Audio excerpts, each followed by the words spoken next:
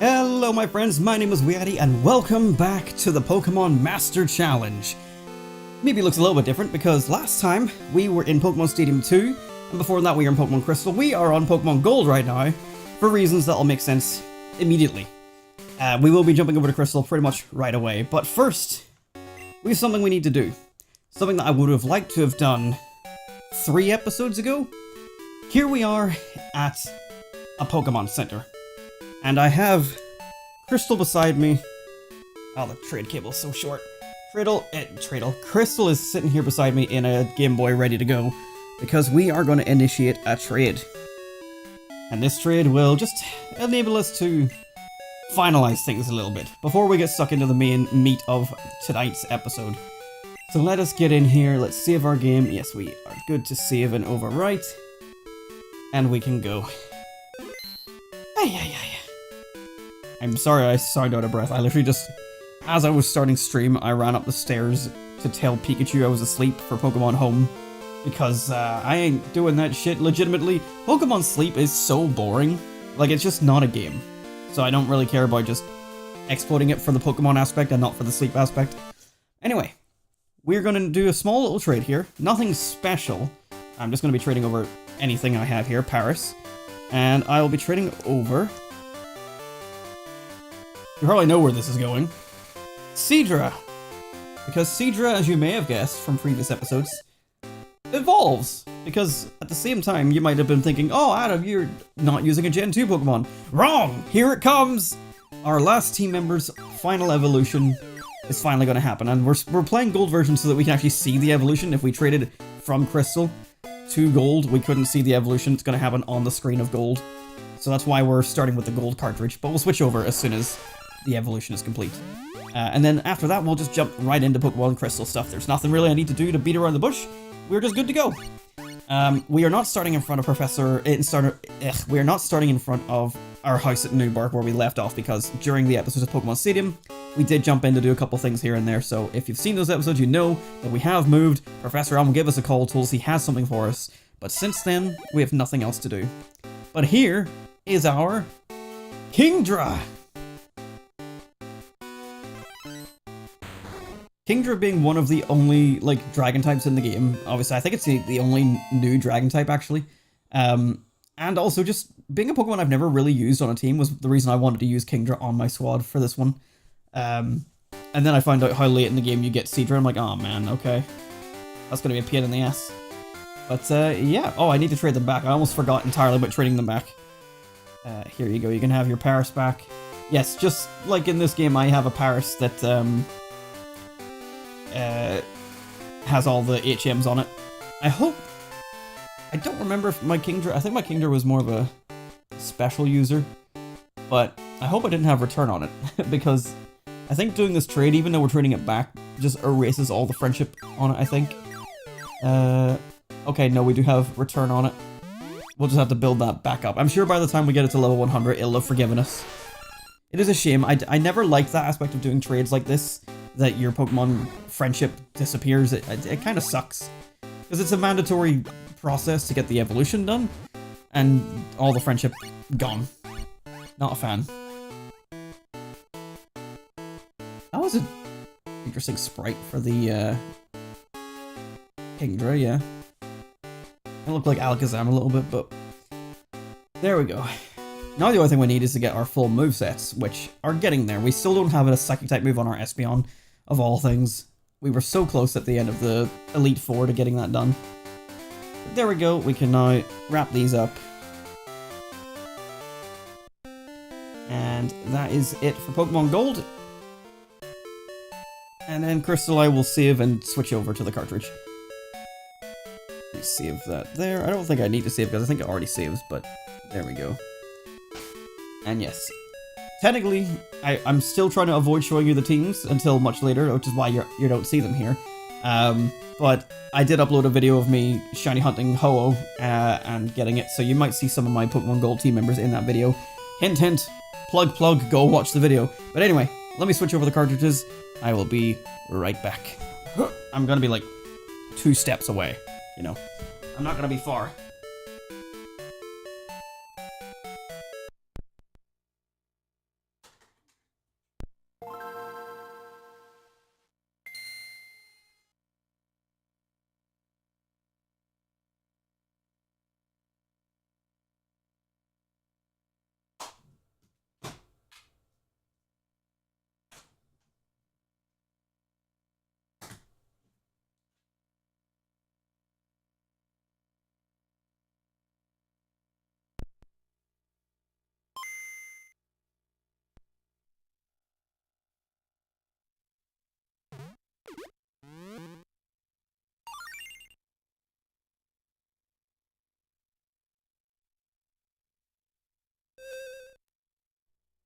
Whew. Okay, back. Come here, table. There we go. Right. Now we can just continue like it's a normal episode of Pokemon Crystal. Yes, let me get my big blankie on. Oh. Okay, we are seated comfortably. Game Boy in hand. And Pokemon Crystal back on the screen. Not forgetting to switch to the right border, which is fantastic. Alright. So let's begin, shall we? Oh, I turned off the SP that I was using for the controller. For some reason, I thought I had to turn it off for the trade, I don't know why. There we go. Alright, here we go. Now let me try ringing Professor Elm to see if he gives us the same text that he gave us last time. I'm out of service area. What, really? You can't call from upstairs? Okay. Well, anyway, let's quickly look at their team. Yeah, look at that sprite. That's very different. I'm gonna give Kingdra back their Mystic Water. I did do a little arranging of inventory, by which I mean I just deposited something so I could withdraw my charcoal and my Mystic Water again. So let's see. Explosion has the lucky egg, I'm pretty sure. The amulet coin. So we'll give you the charcoal. Yes, we're still going to be doing this for every fight. Espeon, lead the pack and get your Psybeam so we can finally have a Psychic type move. I'm pretty sure they're only like a couple hundred experience away. 1055, yeah. Right there. Right, let's get out of here. But of course, we're here in Celadon, because of course we are. I also, because it was Sunday, like an hour ago, I went and got another TM for return, which will be the one that we teach to Typhlosion once it can learn it. Right now I'm going to keep strength on it just until we beat the game, just in case we need to use it for any more dungeons. I think we're probably fine. Also, I suppose while we're here, let's do the lottery. Why not? Again, I've only got 3 potential IDs it can be, but 24177. Boo boo. Oh well. First, they had this system where the only way you could get ID numbers was by trading for people, like, locally. Like, that was just a thing before Generation 4. Right, so, oh yeah, let's see. Can we call Professor Elm now? Hello, Adam. It's still a mystery what kinds of moves hatched Pokemon have. We're investigating that now. Alright, I thought he would tell me to come to his lab still, but...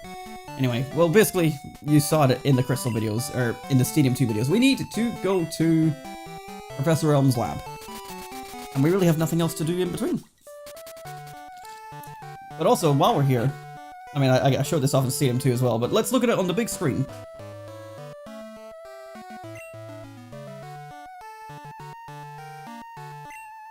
Trophies! Sorry, I needed a big sippy. That's our trophies from the normal and gorgeous boxes from our Pokémon Stadium gift Pokémon. And then the plants that we got for our mystery gift. I don't know if I've ever seen this sprite. I don't know. It's weird to me to have a game, or well, I suppose it's not that weird, because I could do it right here. But having a sprite in Generation 2 that I can walk in front of is what I was going to say. It's behind, that's the weird one. That's Generation 3. That's when we start getting funky. Anyway, I am stalling. You know by the title of the stream and or video, we have a trip ahead of us. Adam, there you are. I called because I have something for you. See, it's an SS ticket. Now you can catch Pokemon in Kanto.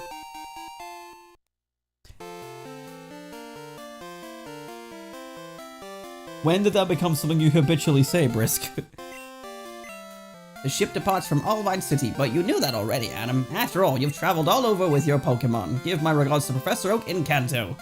So yeah, we are going to Kanto. It was kind of alluded to because there was that one guy that said welcome to Kanto, and we could see the Kanto map. But you might not have thought you could actually go there and actually do things, but you can, of course. And everyone knows it at this stage in the game. It's 2025, everyone knows, but still a cool thing all the same. Fun fact about this, at least oh wait, that's the same sprite of the plant I have. Can I walk? No, it's a slightly different one. Because the plant pot looks like closer to the plant in my one, also I can walk in front of it. Anyway, let's go. Slightly fun fact about my childhood experience with this. Lots of Pokemon in Kanto, I wish I could go. I suppose these guys have really sort of alluded to this the entire way. Well, let's talk to your man. Welcome to Fast Ship SS Aqua. Will you be boarding today? Yes, indeedy. Thank you. And unfortunately, we can't go looking at any mysterious trucks anywhere. But here we are. Now, this is something I always find really cool. If you check the map, you're now the little boat below Newbark Town. And this is where the fun fact comes in. As a child, I think I got stuck here. I'm pretty sure I got stuck here. And I thought I just had to wait, like, time to get to Kanto.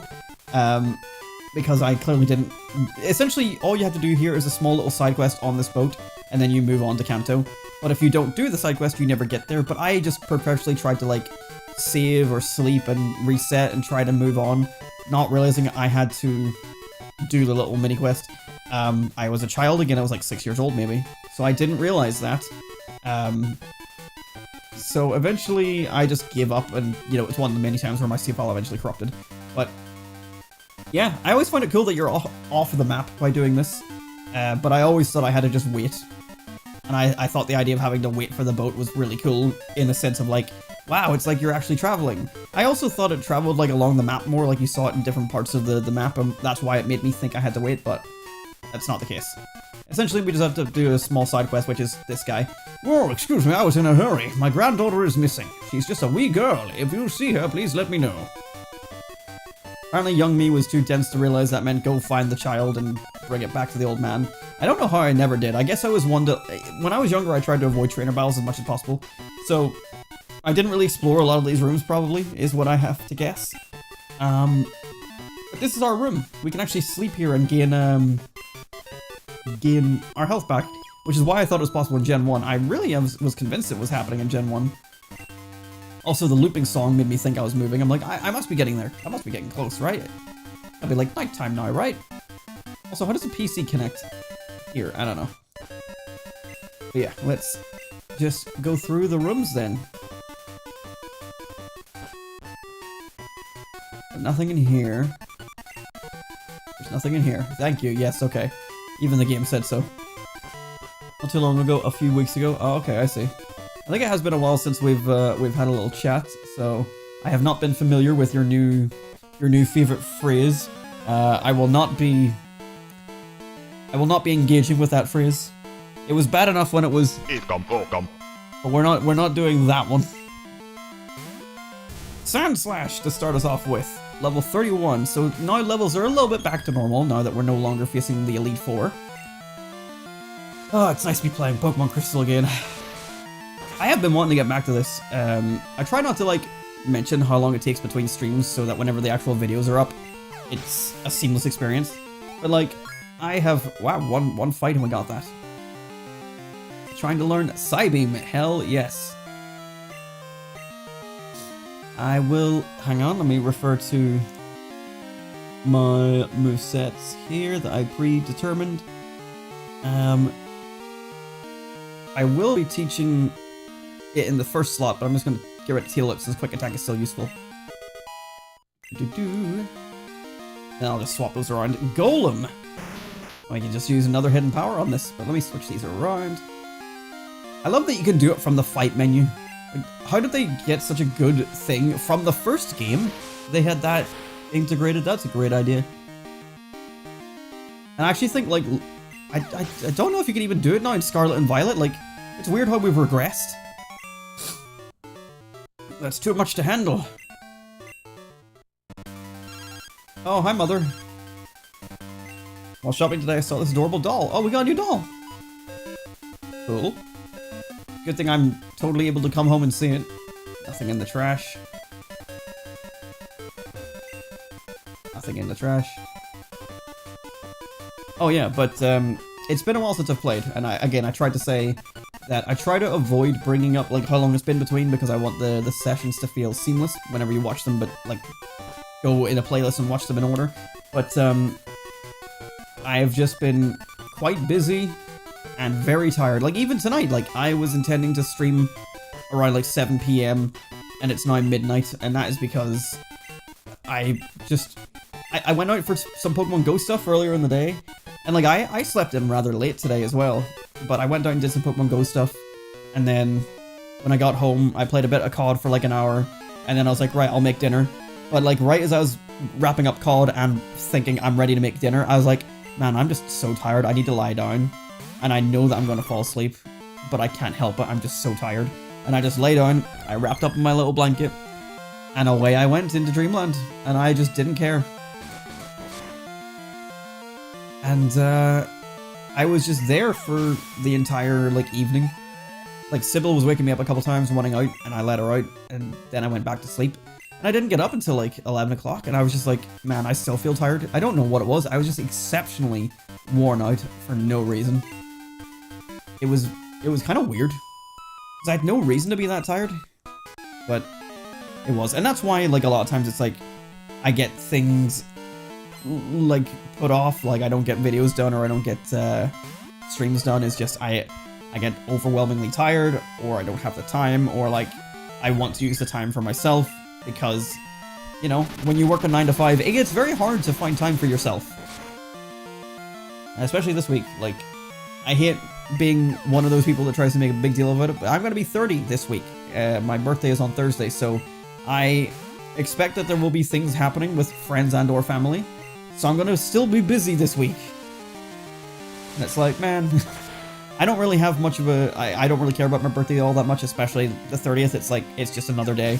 But, it is a thing that is happening, and it is something that is going to be taking up my time, coming soon. And like, I have time booked off work for it, and I still feel like I'm gonna have no time for myself. It's crazy.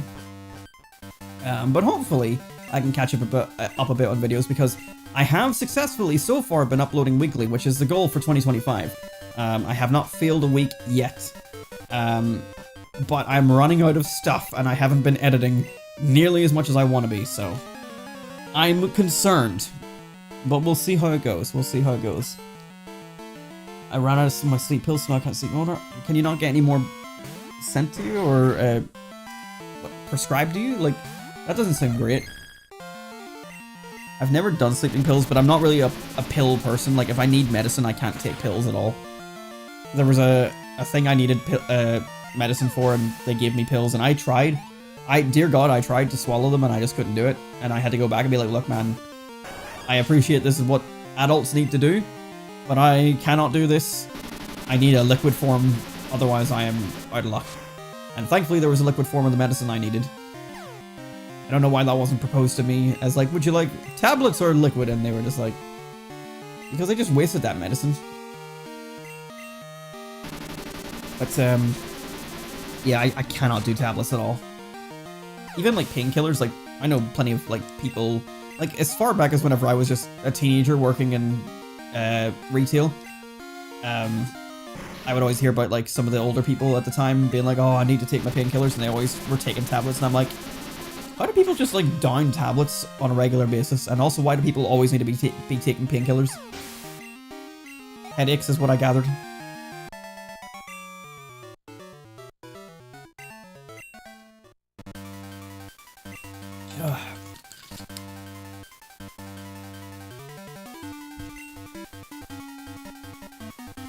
Right. That's a full loop. I do like that this boat is smaller than the SSN. Not as much to do, not as much traversal. Go down the stairs, and then there's this guy here. And I think this is part of it as well, like, so this guy won't let you pass no matter what you do. And then you have to talk to him, hey kid, can I get you to go look for my buddy? He's goofing off somewhere, that lazy bum. I want to go find him, but I'm on duty right now. So you won't get past this guy until you do that. And again, me trying to avoid trainer battles meant that I would never, like, interact with a trainer if I didn't need to. But he's in one of these rooms, which we explored all the rooms, but he wasn't in there at the time, but he'll be in it now. This one, next to your cabin. Yeah, I'm a sailor, alright. I wasn't goofing off. This cabin was vacant, so I just took a quick nap. Ah, forget it, let's battle. So he took a nap in like the 2 minutes between me coming in here and me going downstairs. Stanley was a Machop. Yeah, I think just, it's such a small area, but somehow I got stuck here. Because I didn't bother to find the little girl, or I didn't find this sailor. Maybe I did find the sailor, and then I didn't find the little girl. I don't know what happened. But I got stuck on this boat. And I'm certain I made it to Kanto at one point in my life as a child, so I don't know how I got stuck on the boat at some stage. Ultimately, it didn't matter. As I've mentioned many times in the past, that save file was on a 2-in-1 cartridge that was fake. It wasn't real. So the save eventually deleted itself, and I never got back there, and yada yada yada. So it wasn't like I lost anything substantial. I mean, I still put all the time and effort to get this far into the game. Even if it wasn't a real cartridge, but, you know, the chances of it lasting that long every time were very slim. It might have just been like it had a shorter battery life or something like that. I have no idea. Because, obviously I must have been able to get far enough to get to this point in the first place, but I don't recall ever getting that close again. Alright, we can finally... Being a sailor, I have to do physical labor. It's exhausting. I mean, I didn't have to do much physical labor in my last job, but any that I did was exhausting. Because, like, being short, just having to reach up for things just meant I was constantly, like, overexerting myself. Whereas for everyone else, it was reaching down at things, like, just, like, ripping plastic off of clothing, for example. Like, for them, it was a reach down sort of thing. For me, it was a reach up sort of thing. And just, I had to do more exertion. It is crazy just how the world is not fit for everyone, and they expect everyone to have the same output of productivity. It's crazy. And this goes for other things, like, I've been saying for a long time, I'm convinced I have ADD. If you couldn't tell by the way I talk, I think there's a decent likelihood. I want to get tested, but it's not something that's easy to do. Like, I can get my GP to refer me, my group practice to refer me, but that's surprisingly hard to do because my doctor, in particular, is quite bad, honestly. Like, every time I've told him things that I think are happening, like, I told him back in 2016 when I was depressed that I was depressed, and he said, "You don't look depressed." I'm like, "Oh, good, I'm cured!" But I also told him, you know, at the time especially, like, it's changed significantly since then. But I told him at the time, like, I feel like I have ADD, I want to get tested for that. Can you refer me to someone? I also feel like I would like to get tested for OCD, for, like, social anxiety, like that kind of thing. And, like, I mostly got over, like, the anxiety sort of stuff. Like, I'm an anxious person in public or around large crowds, but I know I don't have, like, anxiety, if you get me. Like, everyone gets anxiety, but I don't have, like, diagnosable anxiety as far as I can tell. I just sort of learned to get over what I was feeling. I was able to learn that wasn't an affliction. Like, for some people it's debilitating, it's an actual thing that they cannot do, but for me it was a matter of just, I don't really like crowds or this, that, and the other, but that doesn't mean that I have that. But, you know, the OCD and the ADD, I was like, oh, there's something here to that. I think there is something there. And, like, as I've gotten older as well, like, I have a friend that got tested for autism in the last, like, couple years, and turns out he's autistic, and we would have had no idea. Not to say that you're supposed to know someone's autistic just by looking at them, but you know what I mean? Like, you go through your life and you might not know these things about yourself or about your friends, and then it turns out, oh, actually, there's this thing about them that we never knew. It doesn't change anything about them, but it's just a fun thing to learn about yourself or about your friends, because it just helps you be more comfortable with who you are and the reason that you got to where you are. Like, if I was in his position and learned I was autistic, I'd be like, oh wow, that explains a lot of the things that I struggled with growing up, that everyone else found easy. It would explain a lot of my habits and feelings and this, that, and the other. So, like, I want to get tested for autism now. I don't think I have it, but, like, there's reasons to believe I could. And, like, one of my friends that has Asperger's, this is a very funny story that I always think back to. We were, like, only friends for, like, a couple of weeks to, like, a couple of months, and she said to me, like, "Do you have Asperger's?" And I go, "No, at least not to the best of my knowledge." And she goes, "Oh, well, just, you know, like, Aspies, but that's what they're called.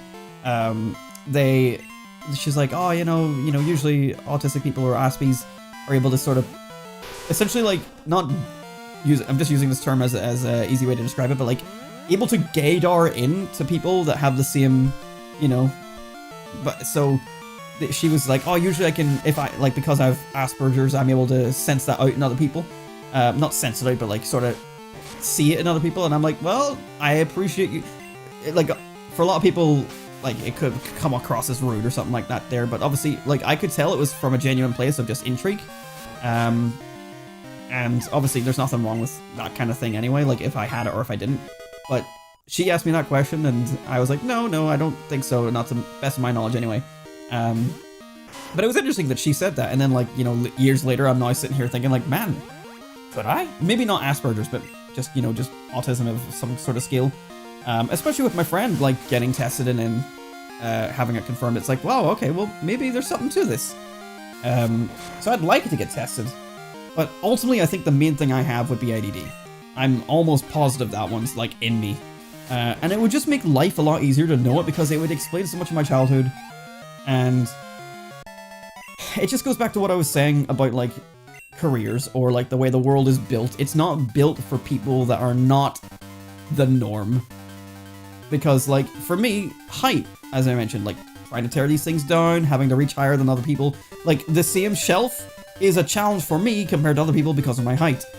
But so are some mental activities. Like, if I have ADD, like, sometimes I feel like I'm really struggling with a thing, and maybe that's because I'm just struggling, or maybe it's because I have a reason to struggle, but I don't know, and I have no way to back it up. And so if you're telling, like, your employer, like, I think I'm not being treated considerably because I have this thing, but I have no way to back it up, it kind of sucks. Because if you don't have like ADD or autism or anything else, they expect everyone to work to the same standard. And like, I don't know. That's not how people are. Everyone's different, everyone's unique. Even if Linda around the corner, like, is perfectly neurotypical and fully healthy physically, and so was I, we don't work the same. And I shouldn't be held to her standard, she shouldn't be held to my standard. I understand why businesses, schools, anything have to work that way, but like, the world is not built for people that do not fit into a specific box. I thought it was just school. I thought it was just school, that it was like, if you do not want to do what we are teaching, then you're out of luck. And if you don't want to learn the way that we teach, then you're out of luck. No, as it turns out, it's the entire world is like that. You better hope to God you fit in that box or you're going to struggle. And all this is to say, basically, I want to get tested for ADD. That was quite the tangent. I'm sorry. I don't know where that came from. And I don't know where that went. Anyway, here's the child. Captain! Captain, play with me, please! I'm bored, I want to play more! Hi, will you play with me? Oh, Grandpa's worried about me! I have to go! I have to go find Grandpa! Oh, I'm not doing the voice anymore. I heard you entertained my granddaughter. I didn't really, I just showed up and then she ran away. But yeah, this is the first instance of getting a metal coat without getting it from like a wild Pokemon. And now we have arrived in Vermilion City. We are in the Kanto region. And if we go and look at the Pokegear, we are in the Johto region. I really thought that moved over. Okay, well, never mind. Let me heal up while I'm here, and I'm also going to go back and talk to the captain. Like, you just get to leave without talking to him, but he does have dialogue. Anyway, let me read chat that I've missed there after my big fucking rant about ADD and neurotypical neurodivergence. I forgot to get a refill and now I need to do it tomorrow. Ah, okay. Stan users attract other Stan users. What? It's true, all my friends have some shit. All of my friends. Yeah, and that's the thing, is what I'm kind of learning is like, as a kid, I didn't know any of this shit existed. The best that we had was that when I was in primary school, we had the special needs classes, but no one explained to us that weren't in those classes what special needs meant. They just told us it was called special needs, and that could mean anything. Thanks for coming along. Keeping that little girl amused was exhausting. Yep, that's all you get for talking to this guy. Really thought going back to talk with him would you get some of that. But yeah, like, I knew I had friends that were in special needs classes, and I just didn't know what that meant. And it's one of those things, you don't really know what questions to ask back then, and I'm sure they themselves maybe didn't fully know what it meant either. One of my friends was in the special needs class, and I didn't learn till sorry, excuse me. The limeade is getting to me.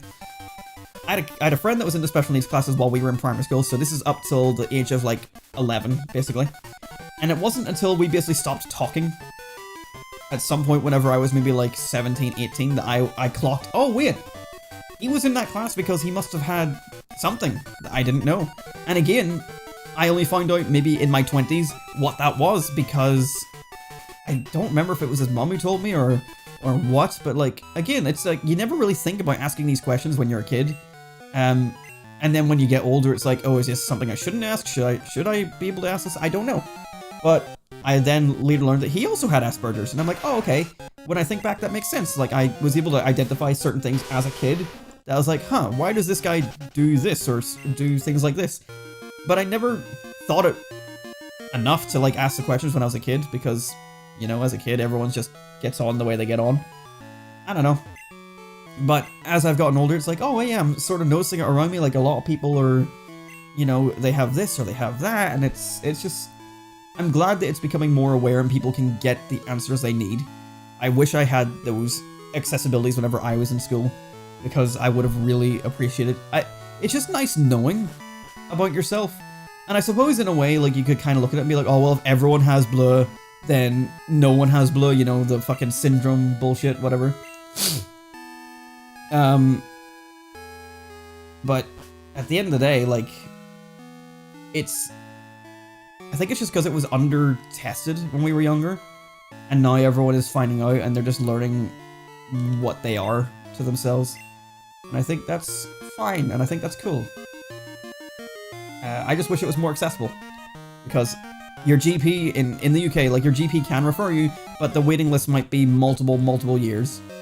And you can go private, but then it's going to be multiple hundreds or thousands of pounds. Because I was going to go get tested privately, and then I saw what price it was, and I'm like, I don't think I will do that anymore. But, yeah. Snorlax. If you get the chance to get tested, do it. That's all I'm gonna say. If you want to, if you feel like there's something there, like, do it. Do it for you at the end of the day. Anyway, sorry, I'm gonna end that tangent and side topic there. Welcome to Vermilion City. Let's look at the map now. We are smack bang in the middle of the Kanto region. There we go. And as you can probably guess, we've got an entire region to explore again. It's not just the Indigo Plateau and the Elite Four. Everything is accessible again, with an asterisk. There's some things we can't do. But we're here in Vermilion, so I'm going to go into all the buildings I can, because I know sort of the stuff you can do in the Johto region. I don't ever really explore Kanto all that much, so I'm going to go and talk to people. I won't be reading out all the dialogue aloud, but if anything interesting happens, at least it'll be here.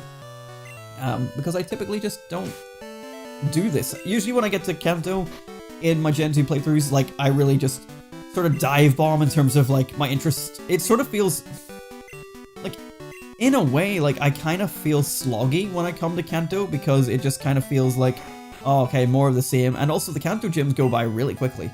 Like, I've put Surge in the thumbnail, but there's a decent chance we might do 2 or 3 gyms today, depending on how much we get through. We're only 40 minutes into stream. Kanto goes by really quickly. Honestly, it's really fast. I'm the chairman of the Pokemon fan club. I've raised over 150 Pokemon. I'm very fussy when it comes to Pokemon. Did you visit just to hear about my Pokemon? Yes. Just like in the first game, he'll go on and on and on and on and on. But this time around, we get a different gift. Excuse me. We get a rare candy, which is fine. He gave a whole bike to the last protagonist. Also, a man just gave a child a candy. Eric! Or Aaron. I'm in a completely different country. I suppose not a country. I don't know. Region is the term they use. Ay, ay, ay.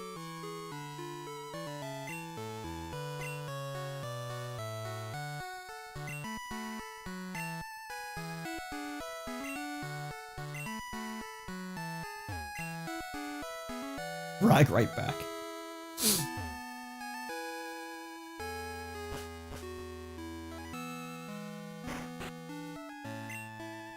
Know about the magnet train? It's a railway that goes to Goldenrod in Johto.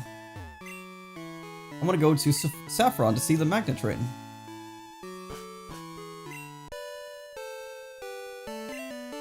Vermilion Port is Kanto's seaside gateway. Luxury liners from around the world dock here. I wonder what happened to this guy's building 3 years later. Nothing at all. I think this is everyone's most disappointing thing. Wait, did that say... Ah, it said Machop. I thought it was Machoke, and then it said Machop in this text.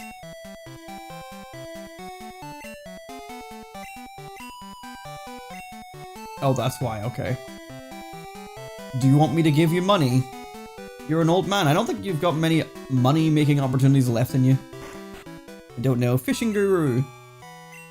The elder of the fishing bros. Have you met the fishing guru at Lake of Rage? He dreams about seeing the world's greatest Magikarp. If you don't mind, could you show him any Magikarp you catch? He knows you may catch the Magikarp of his dreams. And then the Pokemon Center, which... Do I need to heal? I think I healed before I left the boat. Yeah, I'm good.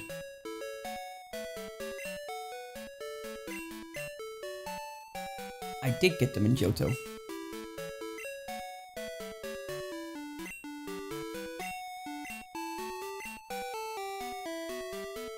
Yes, so as you can tell a little bit by the fact that we have a Snorlax, we're kind of gated in where we can go. Obviously, we can't fly to any locations that we haven't been to before, so we can only fly here and the Elite Four. So, the first gym of the Johto region's Kanto region, of Gen 2's Kanto Region is actually the 3rd gym. So rather than going and getting cut, I'm just going to surf around this now that we have this in this version of the game. And there's nothing else really to this area, everything just below is just water. But yeah, let's go in, and we're getting stuck right into a gym. And I am leading with Crowbats, so I should probably not do that. Let's give it the wing thing, the beak, sharp beak. I need to put the metal coat and the rare candy away. I could probably put the EXP share away as well, because now that we're like more within our level range, we can actually use Pokemon without needing to switch out. It was mostly for Seadra, I think, if I remember, because it didn't get to do any of that entire route up to the Elite Four. So let's put Typhlosion up front, and then Heracross up front. Oops.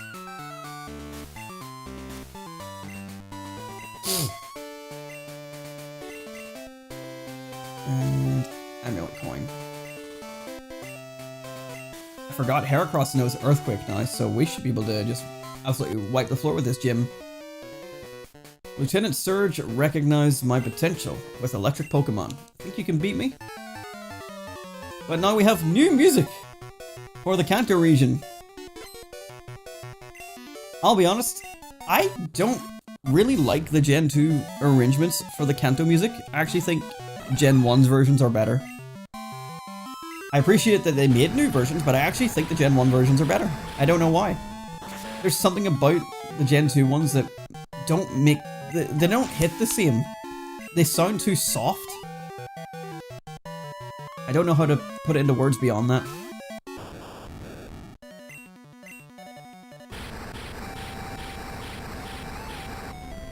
Like, the original Generation 1 Gym Leader theme, both, like, in the game and also in, like, Pokémon Stadium, and in a lot of the remakes, like, Let's Go Pikachu and Eevee, and, like, even recently with the Pokemon Horizons anime, they've had the theme in the background during Iono and Dot's fight, for the gym challenge thing.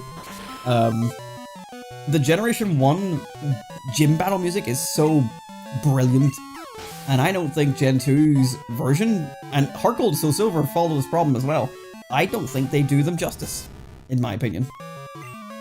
I think they make them sound weaker. But maybe that's just a WeeAddy hot take. Like Johto itself, like Gen 2 has good music for its Johto region, but it's just the Kanto side really sort of makes me feel like it's been let down a little bit. I'm gonna take you down, prepare to be shocked. Oh, here I go! Prepare to be shocked. It's a Jugular Horton. And does he hear a who? No, it's an Electrode.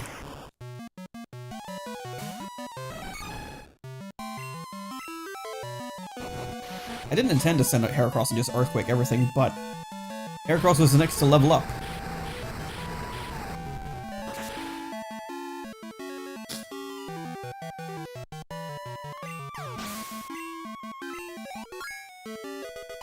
Ba-ba-ba.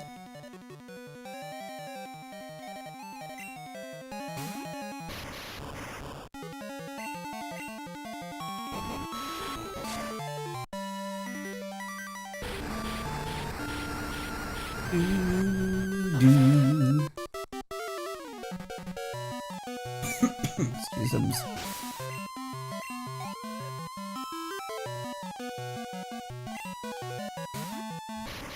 These Electrodes and their rollouts. I'm gonna take this opportunity to take a look at Pokemon. Ow, thank you. Take a look at Pokemon Go. Also, I'm pretty sure my TV's muted, isn't it? It is, yeah. Just to make sure you're not hearing, like, the microphone picking up the gameplay. I'm gonna be sick.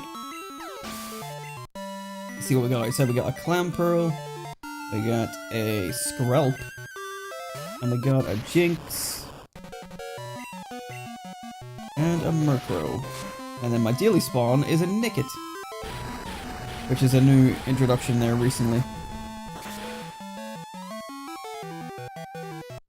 Which is not super really, like, interesting. They keep on just introducing, like, one Pokemon at a time these days, and it's never all that much. It's like, wow, Nickit. It's like such an early stage, an early root Pokemon from Generation 8, but, like, They hadn't added it yet, so here it is. A whole event about Nickit and, for some reason, Clauncher? Like, okay. Interesting combination. Alright, let me put that away. Yeah, over here. Pokemon OSTs got good for the GBA DS era, and then they dipped quality again. I would say... Like, yes, I love, obviously, Generation 3. A lot of Gen 4... Like, Gen 4 is still good. I think that, like... after a while, I get kind of bored Gen 4. And then I really just don't like Gen 5 as a whole. Like, I do like it, but, like... I just kind of don't like it for many different reasons. I can't really remember much of Gen 6, but I liked Gen 6 gameplay-wise. Gen 7... I feel like Gen 7's where the music for me really started to dip. I wasn't really a big fan of, like, the wild themes, the trainer themes, or, like, the Kahuna battles. And then seeing with Generation 8 and all that, like, like, I only really remember really enjoying, like, the Battle Tower music in Generation 8 because it was made by Toby Fox and he made a good track. Generation 9, like, has, like... I like, to a degree, the music you hear in the raid battles, but, like... I hate the raid battles themselves because they're so shit. But yeah, I feel like it really dropped off after Gen 6, personally. I think Gen 6 still had some good music. Alright, Heracross, you're done for now. Give me back your bow.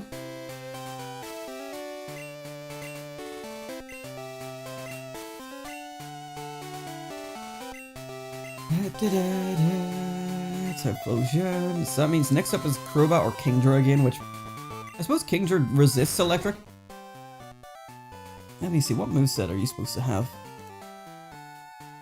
Surf, Return, Ice Beam, and Dragon Breath. The only move you're missing is Ice Beam, and that's going to take a while.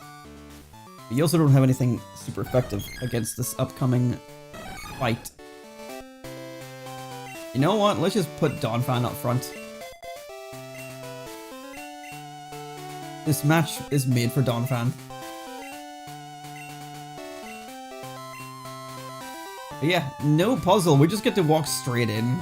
A bit of a shame. I thought I remembered that the puzzle was still active in Generation 2, but I guess not. But yeah, I can't wait to get to Gen 3, partly for the music alone. Like, I remember when I was younger, like, I would replay Gen 3 a lot, and back then, I do remember, like, I would always get, like, 2 gyms in, and then between Slateport and Mauville, I would always get bored and stop.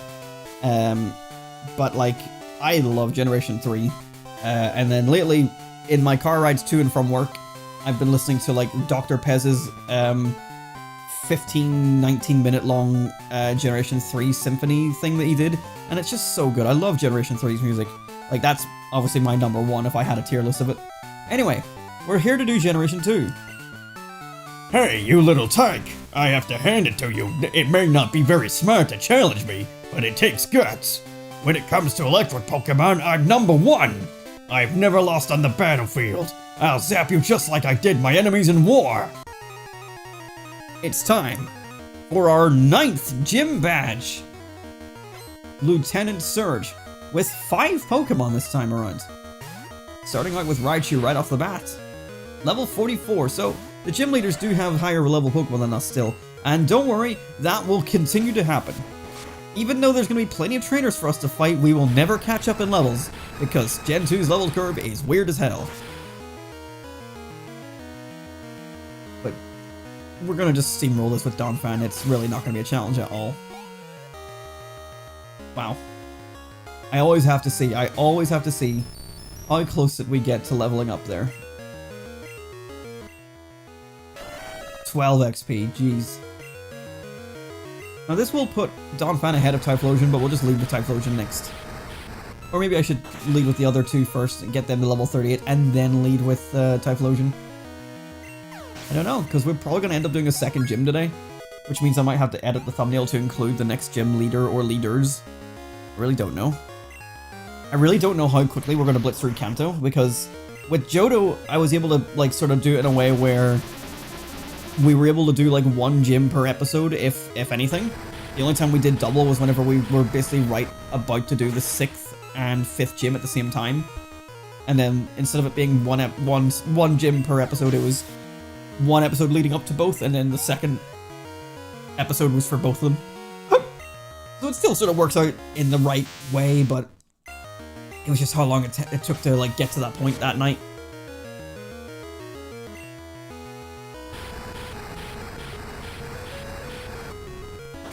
But yeah, Kanto, honestly, we will fly through this. I don't know how long it's going to take, but it doesn't take all that long. Especially if we're going to be streaming like 2 hours a night minimum. Like, we might get through a whole bunch of this. And honestly, I don't really know what to think about that, because I don't know how I'm going to like meter things out towards the end of this playthrough. Because obviously we still have the Living Dex to go through. Which, by the way, you know, I forgot some things to do, like, you know, marking off that Quilava had evolved and stuff. I have got it up to date now. Right now, our Pokedex evaluation is 42 out of 100 of the Johto Pokemon. Living Dex. Our in-game Pokedex should read about 54 out of 251. I believe. Or maybe I've got that wrong. I'm not sure. Or that might be, yeah, that might be Living Dex again, actually. Because I've traded things in and things have evolved, yada yada yada. But let me check, for example. We've seen 196 and owned 61. Maybe I've missed a couple things. One thing that's really cool that I noticed from Pokemon Stadium 2, it essentially does a Living Dex in the game. I will have to show it to you next time we get there, but like, there's a feature in it that essentially does a Living Dex for you, and that's so cool. And I fact-checked it. I went through the entire Pokedex I have in Crystal, and it lined up perfectly with the Pokedex I've been tracking with my spreadsheet. So that was super cool. Wait a minute, I gained 2 levels? Oh wow, shit, okay. Then Donphan's gonna be on the back burner for a while.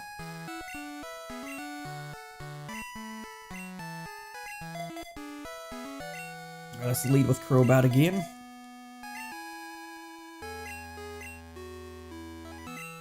I need to put away those 3 items above me there.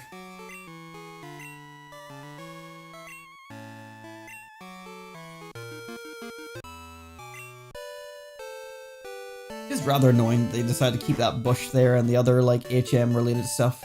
Like, this is why I haven't deleted strength yet, is in case they need me to do it. I don't think they do.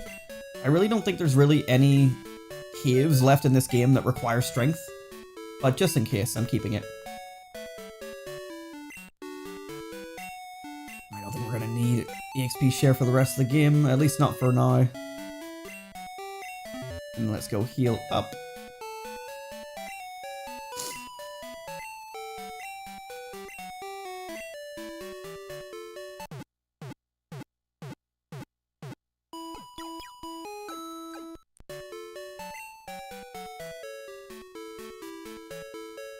Thank you.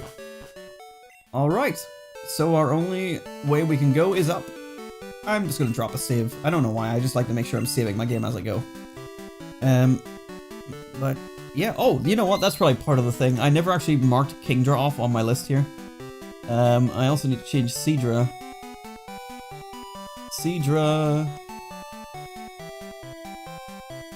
From caught to previously caught. And then we'll mark Kingdra off, so yeah, I got that slightly wrong. Where the hell's Kingdra? There it is. So our Johto Living Dex is actually 43. So like, I feel, like, it has felt like I haven't been doing as much catching in this game compared to Generation 1, but we are essentially halfway there. Like, there is still a lot we need to do, but we'll pick that up as we go. But yeah, welcome to Kanto. I don't really know what to expect to find. There's a Meowth, for example. Let's see there.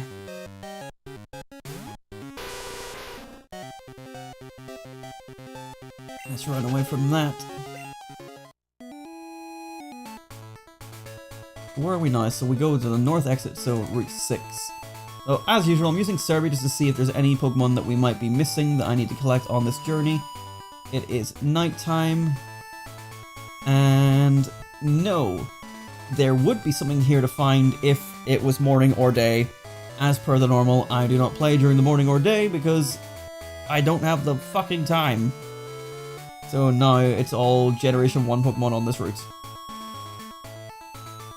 So, yippee. But yeah, there is actually a new Pokemon for us to catch on this route. If it was morning or day. But it's not.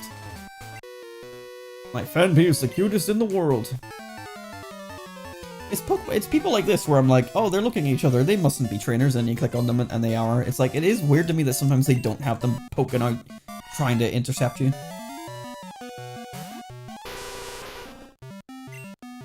I guess return. It's gonna have not amazing defense because it's a Fanpy, but it's still gonna have like decent defense because it's a Fanpy.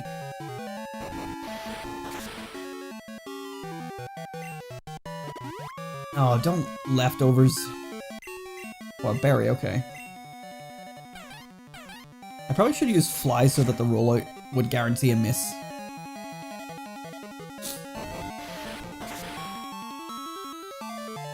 Oh my god.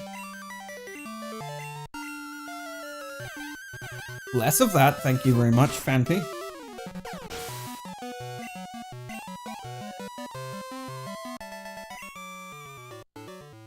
My Fanpy! My Teddiursa is the cutest in the world.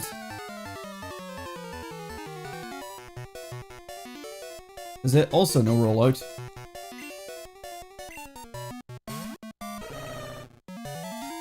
I love the animation. Teddiursa is like, I don't fucking know.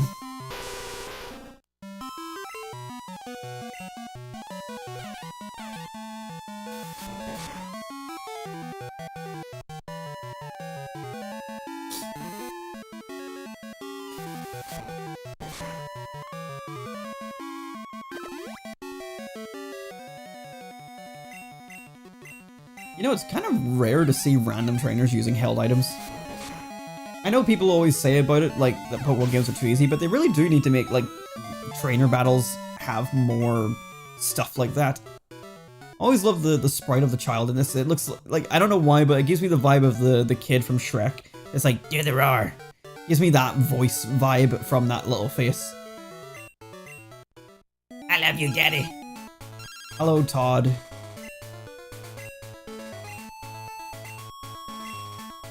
I'm not only better, I'm a champion. Ugh. You silly, feeble little boy. You dare challenge a champion like you're a... You have to go through the Elite Four before you can challenge me, shithead. Don't just skip the queue. Why don't I ever get to sit upon my Elite Four throne? The road is closed until the problem at the power plant is solved. The power plant? What's going on at the power plant? Is something wrong with the power plant? Anyway, let me... go heal. Welcome to Saffron. It didn't take long to get here compared to Generation 1. Let me see. Ah, yes, I thought so. I thought as much. Yes, yes, yes. Okay. If we go to the right... Oh, hello, sir. You came out from Johto. You can zip back home if the magnet train's running. What do you mean, if? What do you mean, if? What do you mean by if? I got it! You wanted this! Just like in Gen 1, you can just walk in here and get the TM for Psychic. And we could teach that to our Espeon, but Espeon will learn it eventually. So we're gonna just hold on to that. No harm in having the TM, because, you know, having more access to Psychic is good. This is Silphco, famous for Pokemon merchandise. In the past, Team Rocket wanted the company because of that. For merchandise, what, like plushies and stuff? There's a place called Trainer House in Viridian, where trainers gather from all over the place. I never actually knew about that place, but we'll talk about more about that when we get there. A little girl who is an expert at mimicking people lives here. She even mimics the people she's conversing with. It's confusing. Going into an alley for the first time makes me sort of anxious, and yet here you are walking back and forward. Gonna get shanked? My daughter is so self-centered. She only has a few friends. Imagine your parents saying this about you. My daughter likes to mimic people. Her mimicry has earned her the nickname Copycat around here. Hi, do you like Pokemon? No, I just asked you. Huh? You're strange. can quit mimicking, but that's my favorite hobby. I don't remember if she has a thing in this game. I know she did in Generation 1, but I don't remember. I think she does. Another, like, little mini side quest thing that gets you an item of some kind. This building always looked really out of place, but this is the magnet train. I'm sorry, but the magnet train isn't operating now. Magnet train is a super modern rail liner that uses like electricity and magnets to attain incredible speed. However, if there isn't any electricity... Go on. Like, they are relying on the power plant, but why not just use Pokemon like everyone else does in this world? Our city was featured on a radio program. It's nice to hear praise for your city, but it's a bit embarrassing too. I don't understand that at all, because I don't care if people talk about my city or my town, and I also don't care enough to be embarrassed by it either. I went to the gym, rang for battles against trainers. It turns out I stumbled into the unused gym next door. Boy, I was pretty embarrassed. Yeah, at some point I feel like the elite, like the gym challenge, like, whatever you call them, the people who run the Elite Four in this place should really have, like, walked over here and be like, hey, you can't call this a gym right next to a gym. And instead, they were just like, just call that the gym. I don't know what the thinking was there. I hear there's big trouble brewing at the power plant, Choo Choo. Choo Choo! Sure. Let's talk to everybody here. What is to the right? To the right is Lavender Town. Okay. I really don't know where I'm expected to go next. I never really have like a plan for Kanto. I just sort of go and do whatever I end up doing. But here we are. I guess we're doing another gym. Not this one, but we will do another gym. What is this? Focus band. Oh, that's actually really good. What goes around comes around. Enemies on every side. Hello! Karate King, the fighting dojo's master, is in a cave in Johto for training. Yes, he gave me a Tyrogue. I got the Tyrogue. It's really weird when you think about it. Like, they give you one Tyrogue, and if you don't evolve that into the right Pokemon, then you're just shit out of luck, and you just are gonna have to start spamming, like, breeding to get more Tyrogue. In terms of, like, completing the Pokedex. And, like, because we're doing a Living Dex, we're gonna have to do something like that anyway. Like, we have the shiny Tyrogue we got from the Odd Egg. And eventually, like, when I'm going through and doing the Odd Egg again, I'll probably just get the Tyrogue from that. But I really kind of also don't want to evolve the Tyrogue that I got from the Karate Master. So I don't know what I'm gonna do. I might get the Tyrogue in Gold or Silver and then trade it over to make that into the Pokemon that we need. But also, I don't know what way it works. I know it's based on stats, but I don't know if it's based on, like, DVs or if it's based on the actual numbers themselves. I'll need to look into it. But welcome to Sabrina's gym. Just like last time, we're just going to walk left or right on all these panels. We're leading with Crobat, which is going to be weak to Psychic, which is what she uses. But we have Bite, at least. We'll see how this goes. It feels weird to do two gyms one right after another, just like this, but that's just Kanto, baby. This post-game isn't nearly as substantial as people make it out to be.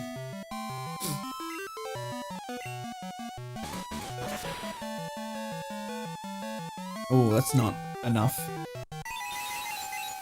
I don't think Crobat's gonna be able to do this. Never mind. Let's see how much it can do with Fly. It's not super effective, but it is Stab and it is physical.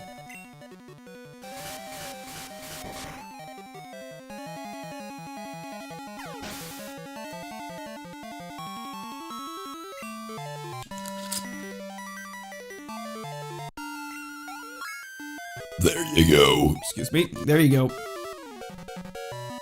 It is... This goes to show you how important, like, the actual stats are. Like, I never understood, like, the whole attack, defense, special attack, special defense thing whenever I was younger. You know, I would always use attacking moves, and I still do, primarily. Though I will say, playing Stadium 2 there during the Challenge Cup really made me appreciate the non-attacking moves.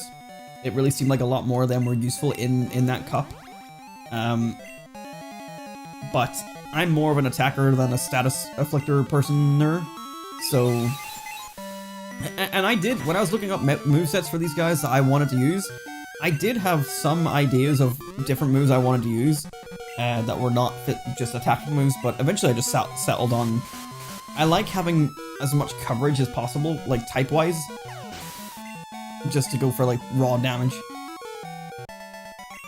And that's not the best way to play it. Like, you do need status affliction moves or stat buffing or nerfing moves, like that sort of thing, but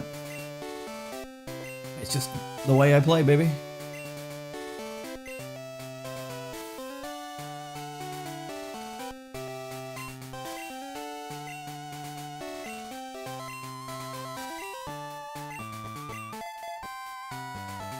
Alright, let's finally use Kingdra in a battle.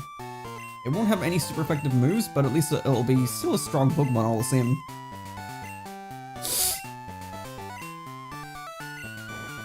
What do you think the next launch style is going to be for the Switch 2? I think, like, leaks and also the trailer were kind of just suggest Mario Kart 9 or 10 or whatever the fuck they're going to call it.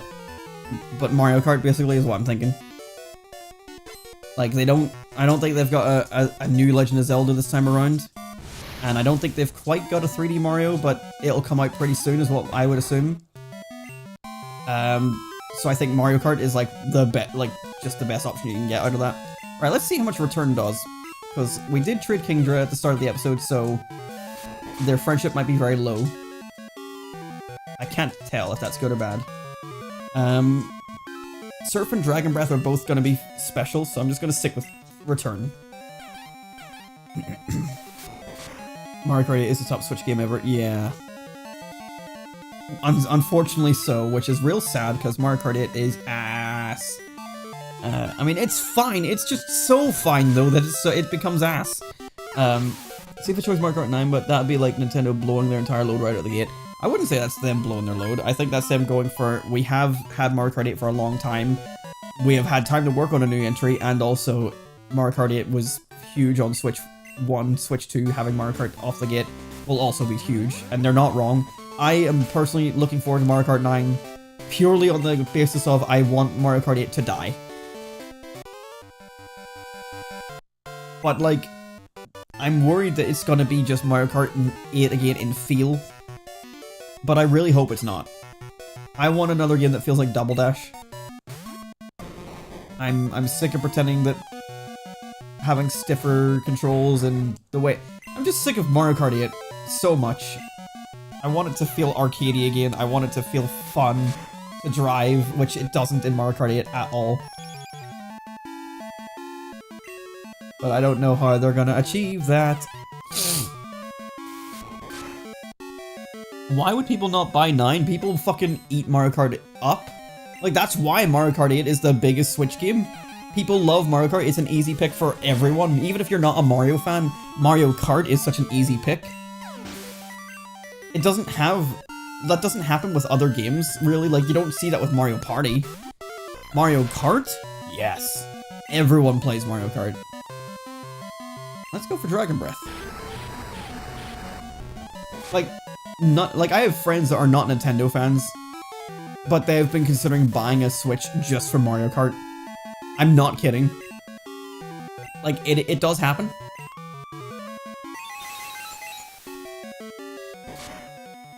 I mean, hell, there's people who bought the Nintendo DS line of systems just for Pokemon. Like, I have a friend that bought a Switch Lite just for Animal Crossing. Like, people will buy systems just for one thing.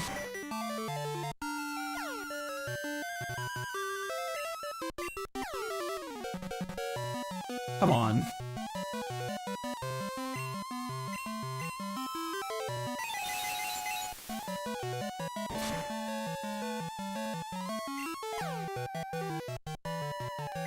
Oh, come on. I don't think that's correct, Brisk. Everyone loves Mario Kart and everyone loves a new version of Mario Kart. Like, I think even casuals can see a new title. I think the harder sell is casuals not understanding the difference between Switch 1 and Switch 2. Because I worked in a game shop and I know that people don't understand the difference between an upgrade of a system. Like, that's why the Wii U sucked so much, and that was mostly marketing, but like, casuals don't understand the difference between Wii, Wii U, 3DS, new 3DS, you know, that kind of thing. I feel like there might be a struggle understanding Switch to Switch 2, even though Switch 2 is very fucking clear. 2 is a sequel to 1, you know, that kind of thing. But I think you have a harder sell for people buying a Switch 2 than Mario Kart 9. But, like, no. Because, like, again, Mario Kart 8 Deluxe is just Mario Kart 8 again. And people bought it in droves. There's no reason to think people wouldn't just buy... Like, they bought the same game twice. A lot of people did, just because it was on the Switch, even though a lot of people still had a Wii U. Obviously, a lot of people didn't have a Wii U, and those people bought Mario Kart 8 as well. But, like, I don't see anyone going, Mario Kart 9? Nah, I've got Mario Kart 8. No, that doesn't happen. I don't think that happens with Mario Kart. It doesn't happen with anything. Like, people buy new Pokemon games, new Smash Brothers games. Like, everyone when Smash Ultimate was coming out was being like, it's just a port of Wii U, it's just a port of Wii U. Then it came out and everyone was like, wait a minute, this isn't a port! But people still bought it, thinking it was a port, even though it was clearly never a port. So no, I fundamentally disagree. I don't think it's going to do Mario Kart 8 numbers, just because the Switch was just such a huge thing. I imagine Switch 2 won't do the same, because pretty much every single time that you get a sequel console like that, it never hits the same as the first time around. I don't think Switch 2 is going to do Switch 1 numbers. But I don't think that means it's going to do bad numbers, or that Mario Kart 9 is going to do bad numbers.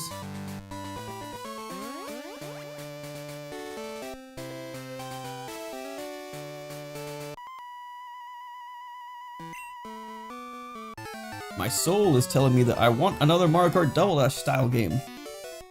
I mean, honestly, like, from what I gather from what people are speculating, like, Mario Kart 9 or whatever they're calling it might have some sort of, like, fuel mechanic, and maybe that fuel mechanic is essentially, like, boosts that you can store up and use at your own, like, time.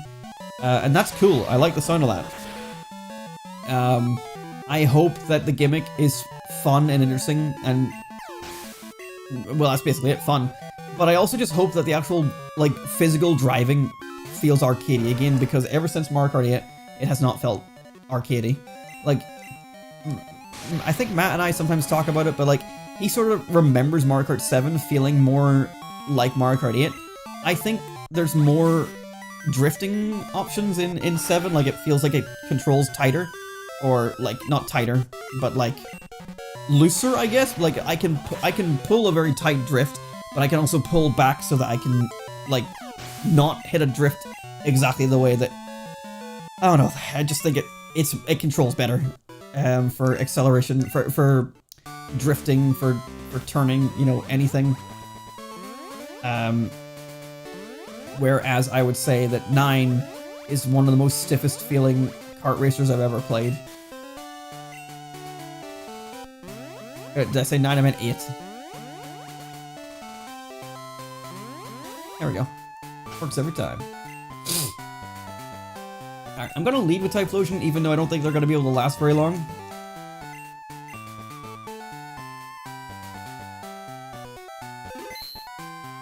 But also, I hope the anti-grav mechanic goes away. They can have the gliding, but I hope it's like 7, where it has a bit more control. Because it just sort of feels like an auto-play section, where you can go up and you can go down, but it really means nothing.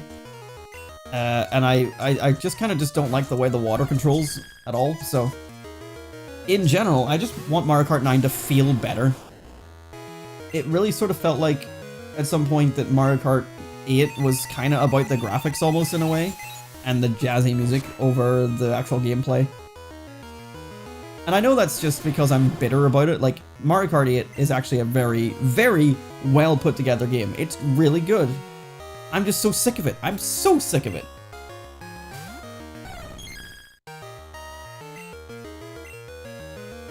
But you know what I'm not sick of? Double Dash. Wii. N64. It's crazy that I'd rather play a lot of these older ones just because they feel more fun to play. Wow, nice. Also, my Espeon is outspeeding your Espeon. That's crazy. For 8 levels of difference.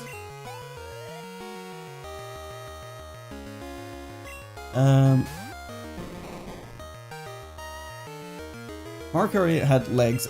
So if it was launched, it might also have legs. Yeah, I mean, I think Mario Kart as a whole just always has legs. Like, they have athletic level runner legs. And being a launch title just means it's a shoe-in as well. Like, Mario Kart 8 wasn't a launch title, and people still bought it like crazy. So whenever you've got a game system releasing and the only thing available to play for is like Mario Kart 9 and like maybe like a Snipperclips 2 or something like that, people are going to buy Mario Kart 9. I think a good launch lineup will have a good single player thing and a good multiplayer thing, and then whatever else random shite they throw out. But if your good multiplayer thing that you're opening with is Mario Kart, you shut the fuck up. That's gonna sell. That's all I can say. Not saying to you to shut the fuck up. I'm talking more just like the general population. It's like people are going to look at that and be like, hang on, the system launches and Mario Kart is releasing day one. Fuck yeah! Like people love Mario Kart. Everyone loves Mario Kart. Even though like during the Wii U, I was even kind of indifferent to Mario Kart 8. Like, there's a reason I bought it. It's a good game. It's also just such an easy pick up and play with thing with friends. Like, you know, I'm a Smash player, but I think if I was to take, like, obviously for me, I'd rather play Smash. But if I was to say what would be the better one to pick up on launch day, it would be a Mario Kart title than a Smash title, because I can play that with everyone. I can play that with people online. I can play that with my friends that don't play Nintendo. Of course, I can play it with Matt. Whereas Smash, I can play it with myself, with Matt, and at some point, the people that I would play it with would eventually get tired of it. Mario Kart's just much more accessible. Also, was that 2 Pokemon? Did I misunderstand that there was only 2 Pokemon in that fight? I wasn't paying enough attention to that. Oh good, my YouTube version is just there. No, it's 3 Pokemon. I don't remember 3 Pokemon. Espeon, I'm looking at it now in the replay. So Espeon was there. And then after Espeon, Mr. Mime. Wow, I do not remember that at all. I was so engrossed in the conversation. My Switch 2 is going to collect dust for a bit, I can tell. Well, I'll probably play my Switch 1 games on it. Mario Maker 3 with the mouse feature is going to go so hard. I don't know. I feel like the mouse feature is going to be quite awkward. I've heard a lot of people saying like, oh, Mario Kart, or like a Mario Maker style game with the mouse would be sick. But genuinely, I'm like, I kind of would rather just use the touchscreen or the Wii U gamepad again. I kind of want them just to release a Wii U gamepad style accessory that I can use. Or, I mean, I get it. One of the things people have speculated is like the idea of like an attachable second screen to the top of it using the additional USB-C port. And I'm like, that's pretty cool. So you could maybe do something like that to enable like some sort of way of having like a touchscreen accessory. I don't know, because obviously if it's docked, how do you do it? Like, I would say if you could even just get like the additional screen as something you could put in front of you, maybe have like a stand for it, and then like a cable that goes from that screen to the docked Switch. You could use that second screen as essentially a touchscreen. Like essentially you've got like an iPad for your Switch, unless you could make it wireless or something as well. I don't know. But I would almost prefer just a touchscreen that was separate from the console in some way to use on a Mario Maker style game again. And I mean, that's such a very specific use case that it's not going to happen. But like, genuinely, I think Wii U had it perfect for Mario Maker. Switch 2, or Switch 1, or Mario Maker 2 rather, still had touchscreen, but you had to take it out of the dock to use it, and use that big bulky pen, which then cover up the whole screen. Like, it doesn't work nearly as well. And Mario Maker 3, using a mouse, might work, but I don't think a Joy-Con, like, this isn't even like the right size, but using my phone, like using that as a mouse I don't imagine that's going to feel very comfortable, and I'm sure they've worked it out in a way where it will, but I don't know. Maybe it will be fine, but like, I don't know. I don't think so personally, but I might be way off. Let me head to the Pokemon Center. I don't know. I feel like the mouse is going to end up being just like the screen, the camera thing, the IR camera in the bottom of the other Joy-Con. That's like, there's uses for this, but no developer uses it. I mean, fuck, even like things that people will be using, like Amiibo, just don't get used in most games. How many Pokemon games have we had that have not used Amiibo? They've only ever been used in spin-off titles. I was surprised that, like, I assume they don't want to make it so that if you have Amiibo, you get exclusive Pokemon. Obviously, people would hate that. But, like, I'm surprised there isn't anything. Like, you get Pokemon like Jirachi and Mew in BDSP for having save files, but for buying the Amiibo, which you would think would have connectivity to any of the main games, they have nothing. That's so weird. That's so weird.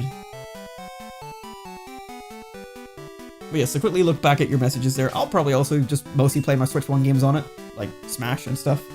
But I'm looking forward to see what they make. I'm looking forward to a new 3D Mario, finally. I hope they make one soonish. I hope Mario Kart 9 is way better than 9. Or I hope Mario Kart 9 is way better than 8. And in general, I don't expect there to be a lot of stuff at launch. I'm just excited to get a new Switch in general that hopefully runs better. Because Switch 1 is... I love the Switch 1 and I feel like it runs great on most first-party titles. But I just want them to keep doing the same, but better. I want most, if not all, games to be able to be at least 60 FPS. Like, I'm not even one of those people that are like, oh, it needs to go beyond 60. I think 60 is fine.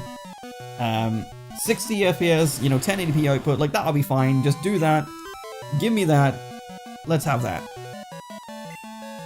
And just make sure that your games are actually made to the quality that they should be, so that they can hit those benchmarks.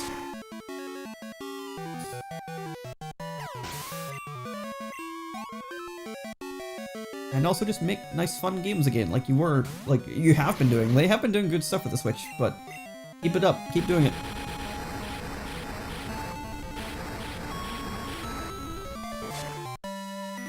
But yeah, like, I mean, I'm mostly like a Pokemon guy when it comes to like Nintendo, but you know, Legends ZA, we'll see how that goes. But I want to see a new Mario 3D title, and when I get that, I'll be like relatively happy, because like Odyssey was a good lot of fun. I recently replayed Odyssey with Matt. We sort of did a race to 500 stars, or moons rather, and that took a long time. We did it over the course of multiple evenings, but it'd be nice to have a new one to jump into.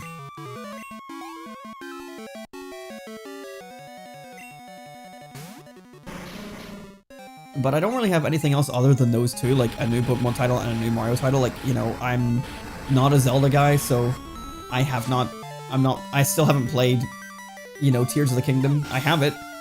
But I have it because I have Breath of the Wild, and I intend to beat Breath of the Wild at some stage. Obviously finishing the Let's Play, but I haven't done that yet. But like, you know, I'll probably buy whatever new Zelda comes to the system, but like, I'm not like looking forward to it. I'm like, oh boy, I hope this comes out. I didn't buy the Zelda game, the one where she's the main character. You know, and I didn't buy Link's Awakening either. You know, I'm not a Zelda guy.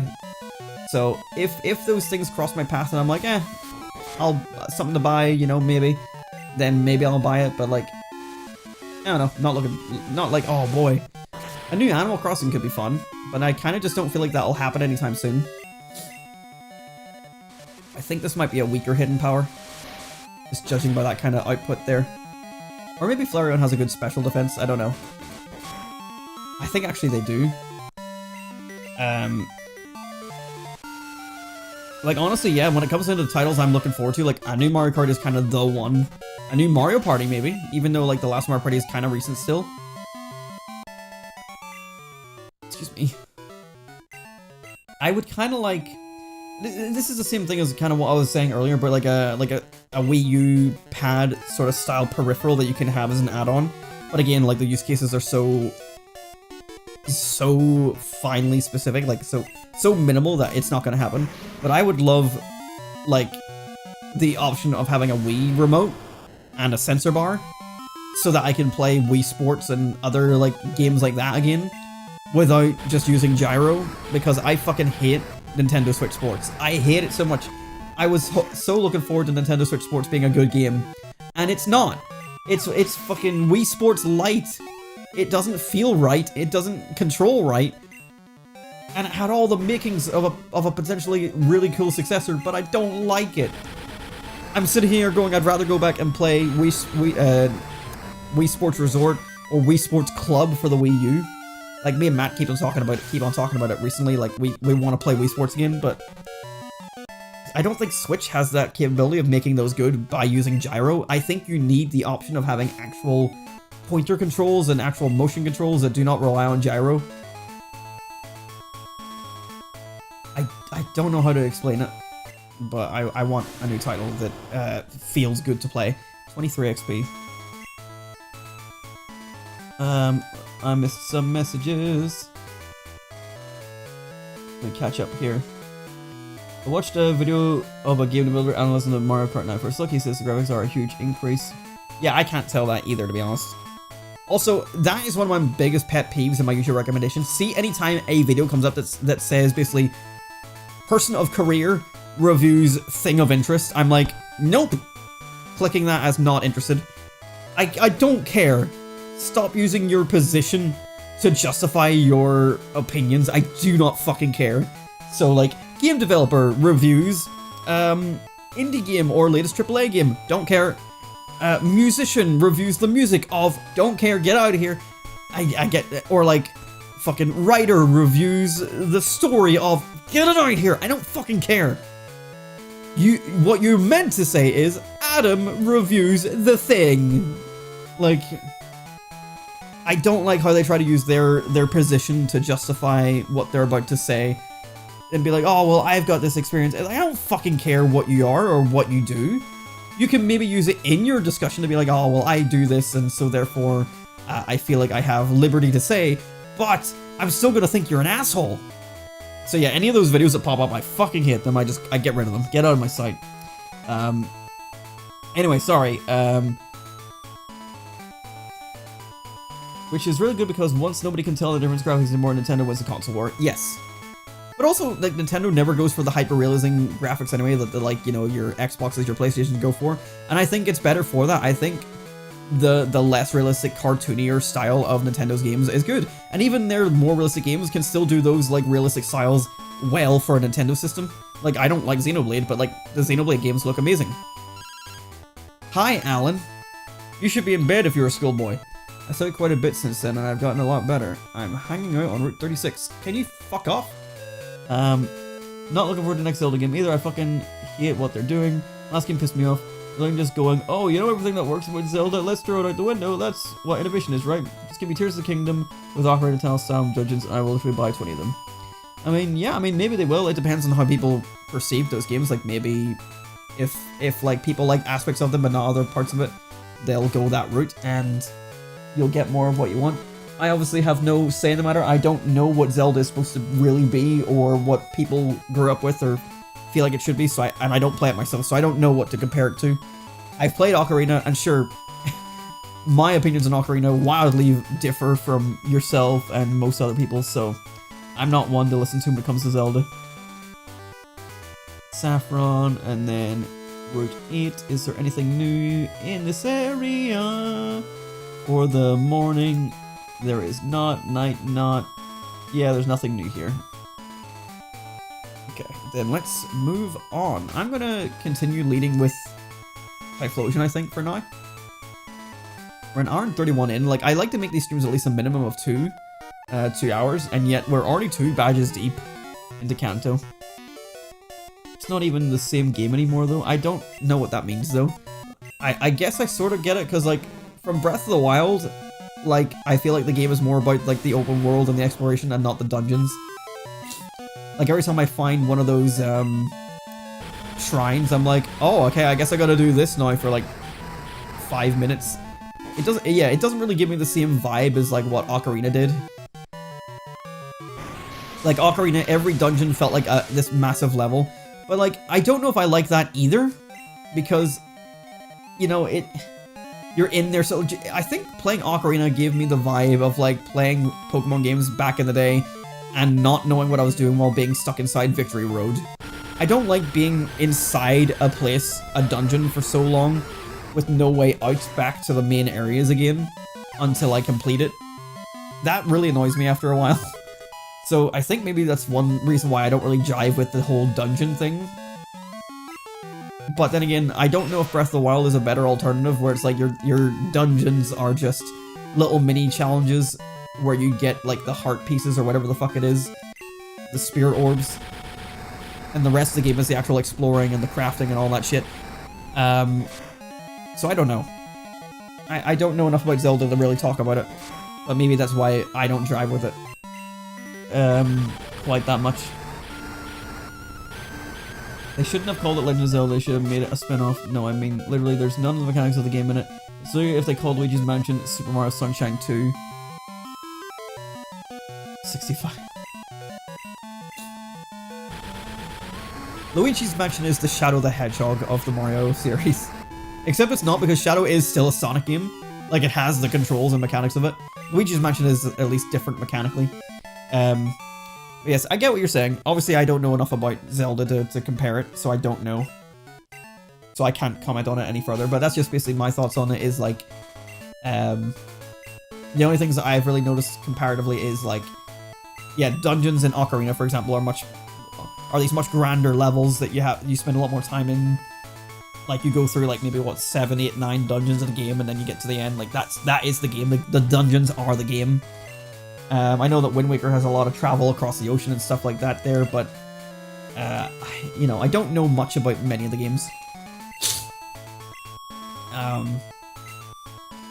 But I know that, I gather, rather, that Breath of the Wild, Tears of the Kingdom are not about the dungeons themselves and those big levels. So, I think I get what you're saying, but I don't know enough to really know what you're saying, if you get me. And unfortunately, I can't talk about it any further because of that. What's in here? A Purz Cure Berry. I'm not even going into how it was originally meant to be Link and the main mechanic was going to be the gimmick. Huh?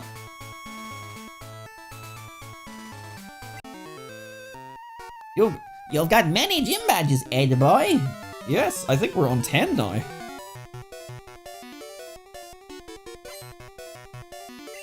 Super Nerd Tom was a Magnemite. He Magnemite not make it out alive. I should, you know, literally did what I was doing with my fan game. I'm not even going into how it was originally going to be Link, and the main mechanic was going to be the gimmick. I don't know if I understand.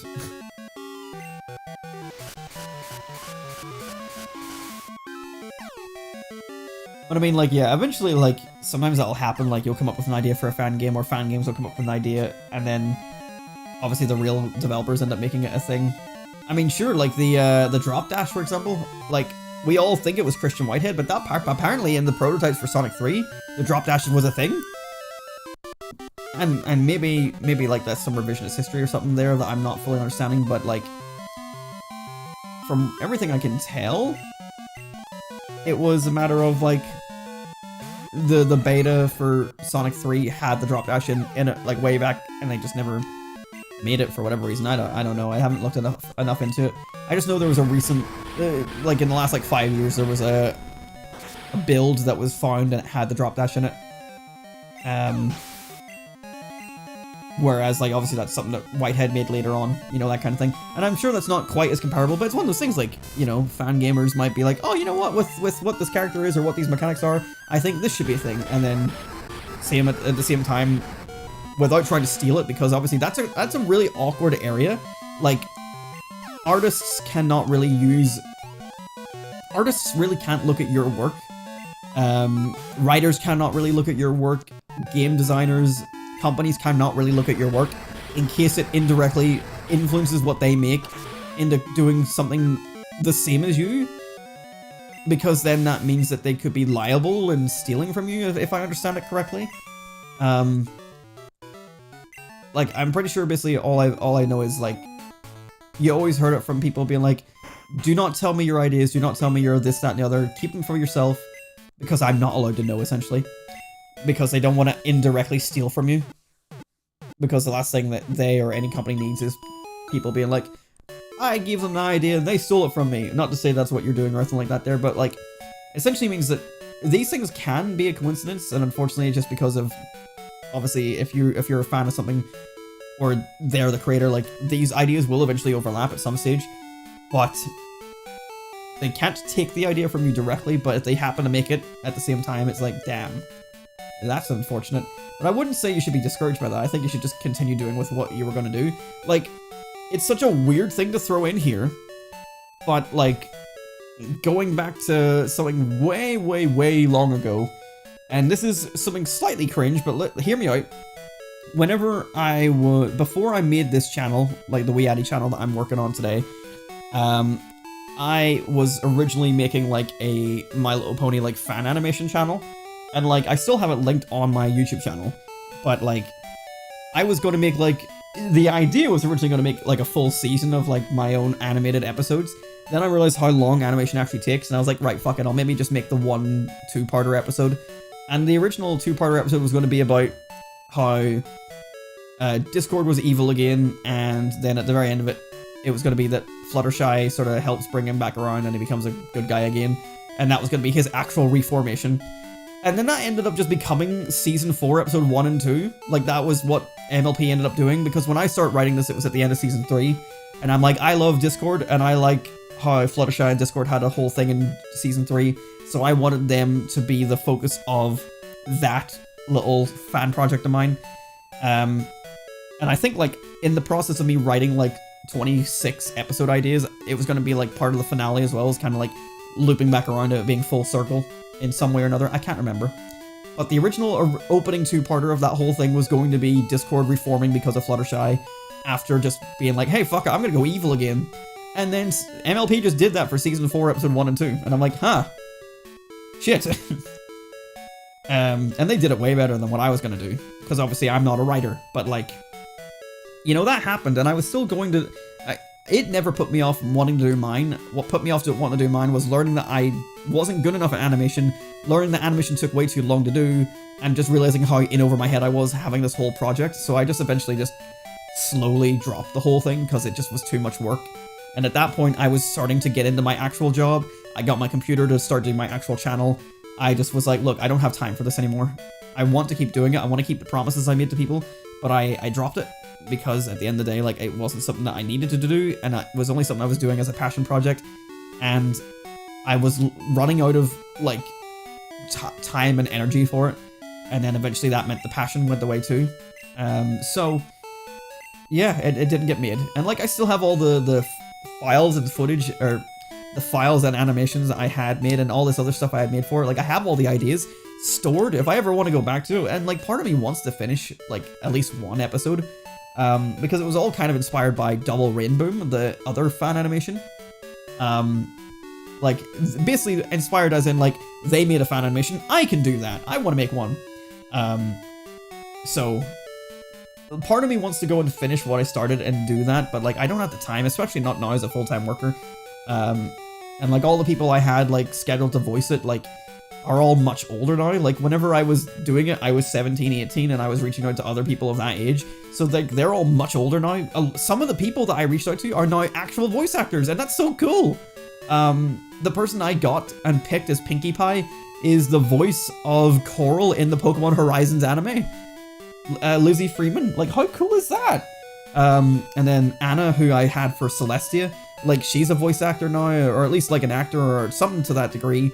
I know that she's like in projects now, and it's like it's so cool to see some of them took that thing that they were going to do back then as a fun project with me, and they've exploded into actually doing the career full time, and that, or maybe not full time, but at least they made it, and that's so cool to see them succeed. Anyway, so I got side tangent in there. All this is basically to say that if you have an idea, don't be discouraged if the original people also have the same idea. Just do it your way and make your thing, because who cares at the end of the day? You had your idea, your passions, follow through with it. People will be interested to see what your take of that is, and people would have been interested to see what my take of my, version of events would have been as well. Just follow through with it. At the end of the day, is what I'm trying to say. Make stuff because it's fun and because you're passionate about it. And don't worry if it seems like you're copying. You're not. You're only copying if you know you're copying, And that's the same with them. Anyway, sorry. The Zelda game was going to be Link game, but they decided to cut Link from the game and replace him with Zelda. Remove all the sword stuff and focus on the Echo mechanic. It was a huge coincidence. I'm just pissed off that I had an amazing idea, but someone did it before me, and they did it worse than I would have. Doom Eternal has a sidestep mechanic, which I also predicted. This stuff happens. I'm just mad they did it wrong. My friends who have played the game also said I was going to do it better. Then do it better. Like, just continue with your project and do it the way you wanted it to do. I mean, like, Sonic fan games do this as well all the time. Like, how many games do we know that have all the mechanics of, like, drop dash, the insta-shield, and the different bubble shields and all that? Like, Sonic fan games are one-upping, like, the official releases all the time.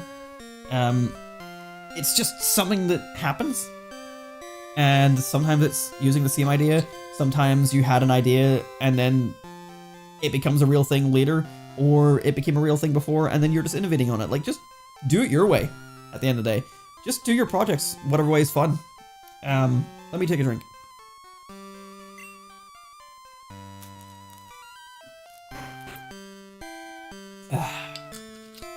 Anyway. I've gotten very side-tangenty. It took up some time, but we're still not at the 2-hour mark yet, so I guess we're still going. It makes me sound like I don't want to play. I do, but I'm worried about how fast we're going through Kanto. Because it essentially means we're going to have another, like, break soon. And I also like making the thumbnails unique, so it's like, right now this only shows Lieutenant Surge in the thumbnail, but I'm probably going to add, what's her name? Sabrina into the thumbnail, just to include her. Oh, we got the name reader here. And then we got people come from all over to pay their respects to the departed souls of Pokemon. You know, it's interesting that, like, the building moved. I don't actually know how this works in real life, but, like, this is clearly now the memorial or burial site of Pokemon. Does that mean they had to dig up the coffins? Does that happen with, like, actual graveyards? Or am I just getting this completely wrong? This isn't how it works, because, like, this is clearly inside a house. These are not, like, burial grounds, but they're clearly, like, graves. Like, are these just memorial stones so people have something to come to pay respects to? I don't know. I don't know how it works. Welcome. You appear to be raising your Pokemon in a kind and loving manner. Pokemon lovers come here to pay their respects to departed Pokemon. Please offer condolences for the souls of the departed Pokemon. I'm sure that will make them happy. It is weird, though, that, like, in many of the games, I think up until, like, Generation 6, they always had, like, some sort of graveyard-related area. No, Generation 7 as well, actually. They always had some sort of graveyard-related area where they were blatantly like, yep, Pokemon die. That's quite some building, eh? It's Kanto's radio tower. And, like, yeah, whenever you're older, you realize, like, of course everything dies. Like, this old man's gonna die. I'm gonna die. These Pokemon will eventually die in the lore. But you never really see that. Like, in the anime, sometimes you have things where Pokemon die from, like, accidents and stuff. But, like, you know, you don't really get to see or experience most of it besides, like, you know, Celebi dying in the movie and then coming back to life. Or, you know, other various instances of similar things like that.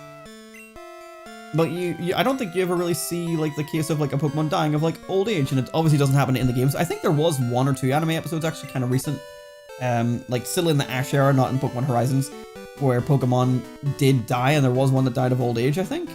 Was it, like, an Arcanine, or something like that? I can't remember. So yeah, actually it does happen. But it's interesting that they don't shy away from the idea that these fantastical creatures can just die. I thought, like, with most worlds like this, that they would be like, no, everything lives forever. Bad things happen, but things die. Like, right from the get-go, they were like, yep, there's a Marowak and it's been murdered by Team Rocket. It's like, okay, calm down there. Oh, no. We've been off the air ever since the power plant shut down. All my efforts to start this station would be wasted if I can't broadcast. I'll be ruined. Sorry, but you can only tour the ground floor. Ever since Johto's radio tower was taken over by a criminal gang, we have had to step up our security. Way to go, Johto, you ruined it for everyone. Right, anyway, sorry, I got a little distracted again there.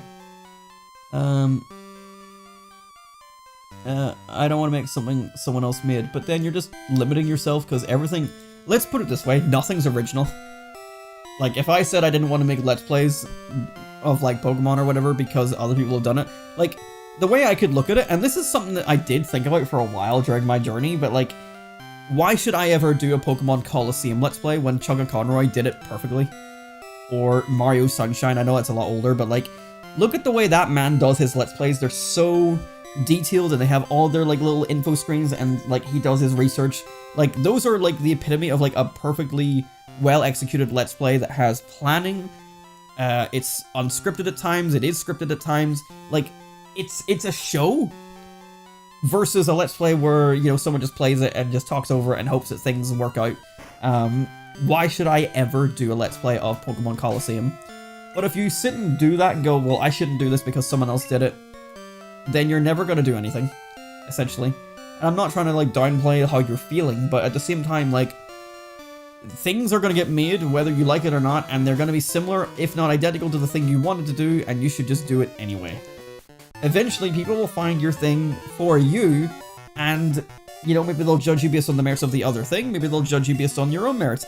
It's just one of those things you just got to get out there and do, otherwise you're just going to creatively stifle yourself and never doing anything. Because that's how I felt at one point, was I shouldn't do this because other people do this better. No. Fuck that. Or just even other people have done this, period. It's like, no. Just do the thing you want to do. Because at the same time, you're never going to be fully original. I mean, by the very nature of it, making a Zelda game, you're making something using someone else's IP. You know, it's the same as Sonic fan games. You're making something using someone else's IP. By the very definition of it, you're not making something original. You know, it's very hard to make something original. So, like, again, not trying to downplay what you're doing or what you're making, but what I'm trying to say is, don't get so inside your head about it and don't be so afraid to, like, make something just because they beat you to it or someone else made a similar idea. Just do it your way and have fun making it. Like, you're doing your, like, Doctor Who stuff as well, like, if someone else started doing that, or if the Doctor Who, like, fandom started doing stuff like that, or if Doctor Who themselves made a character that was very similar to yours, you shouldn't stop doing the one that you've been doing, because your one is yours. I don't know. I just don't like people, sort of putting their own work down, or feeling like they shouldn't put their creativity out there and finish their projects. I understand what you're saying. I just think you should be less harsh on yourself or less restrictive to yourself to getting these projects done. Is all I'm trying to say. Anyway, sorry.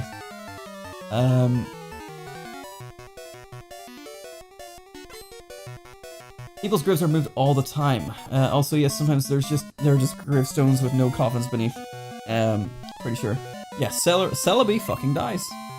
That's not what I meant, really. The mechanic was line for line the exact same. I mean, yeah, but that still doesn't matter. Like,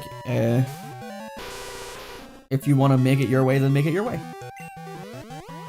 Because, like, if I was ever to make a Sonic fan game, I would try... Like, again, like my MLP project was going to be as close to an official episode as you can get. I was literally remaking the intro myself in Flash, just with my animation, because I didn't want to just reuse their opening sequence, but I also didn't want to make an opening sequence that didn't have the MLP theme in it.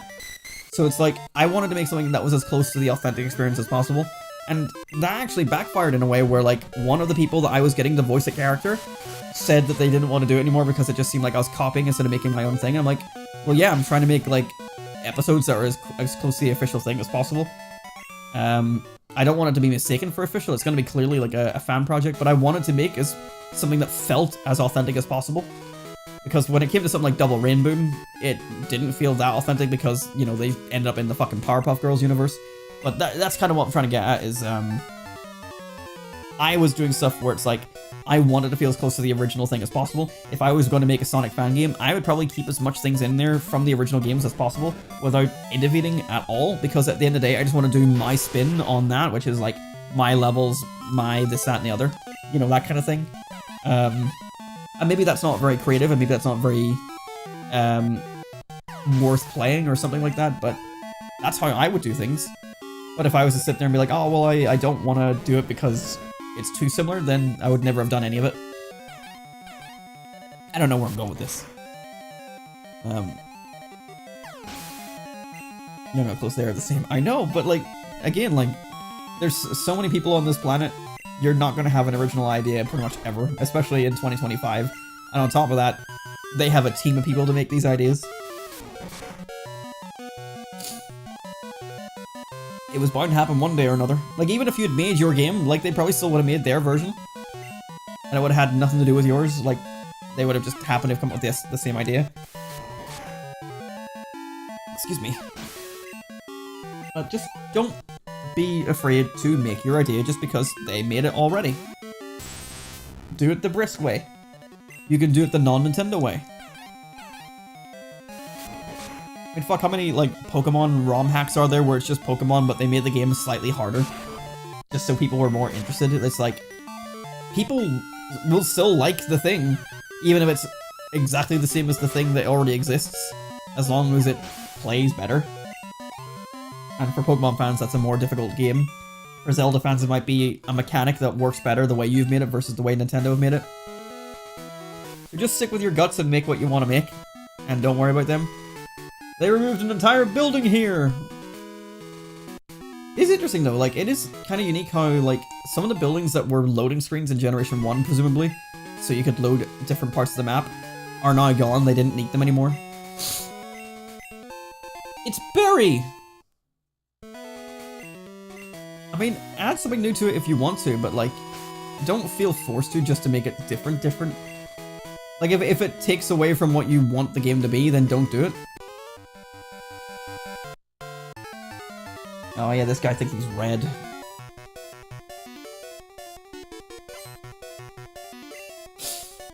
Psychic Herman! With his execute.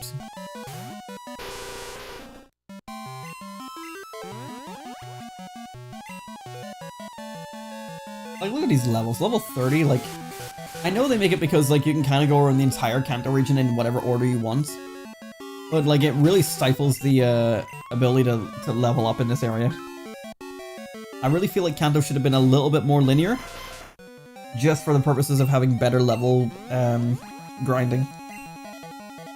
Because it is crazy, but by the end of this adventure, before we get into, like, the whole, like, you know, catch 'em all type of thing, we might still be in the level 50s, if at all.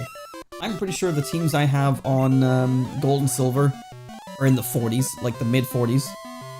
And that's fighting everything, if you know what I mean. I slightly alluded to what I mean there a minute ago, but, you know, will not make it more obvious.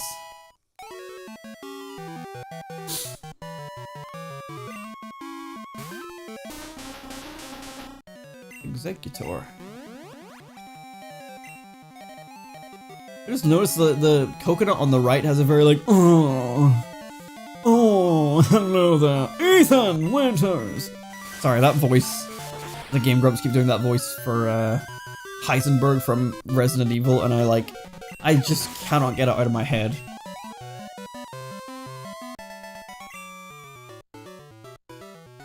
Speak to me, Herman.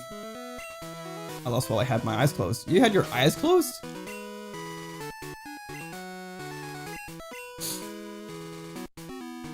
Alright, let's give back the sharp beak so I can change Pokemon to Donphan. Nope, not Donphan. Heracross is next. Heracross is next. Like keeping these levels nice and similar. Oh yeah, I should really be paying attention to where I am. I just keep on expecting that there's nothing new to find anywhere. Lavender Town, and then we go south. Route 12. Route 12 had... Oh, there is a new thing we can find in Route 12, but we still need something for that, which we will get in Route 12. Route 13... Oh, that's too far. Oh my god, Cerebee's ads are getting really obtrusive. Route 11? Yeah, here we go.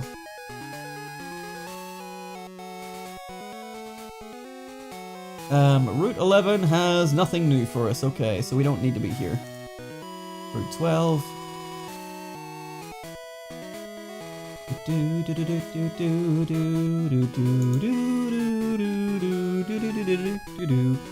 Right, did I click on this before? I did. Where essentially at the 2 hour mark, so we will be able to wrap up soon. Be able to.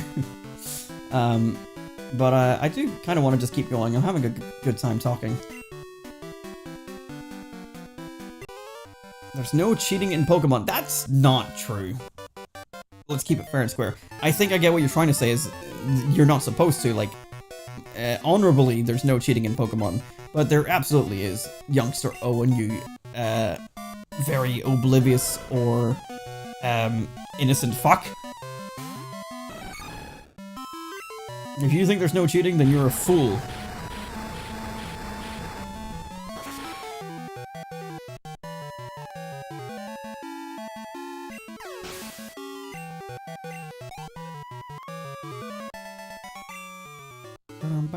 How did this happen?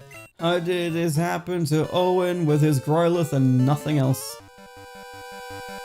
It itches and tickles a bit when I wear shorts in the grass. Then put trousers on. There's a solution here. Youngster Jason. With a Sand Slash, okay. Heracross might not be a good fit for this, actually. Well, actually, I have an idea. Oh, come on. Come on, hit me. Can Counter miss if he hits me with a physical move? Like, is it dependent on things like, accuracy? I don't know. I'll just hit him with an Earthquake. Alright. How do you miss with Earthquake? The whole ground gets hit. Sand Slash has good defense if I remember, so like, I don't know if Heracross... Okay, never mind.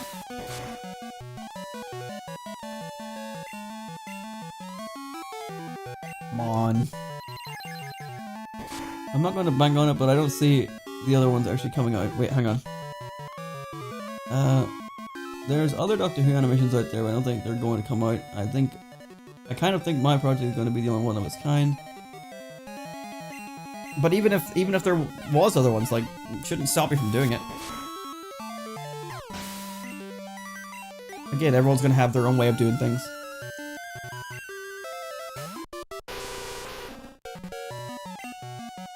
I should switch.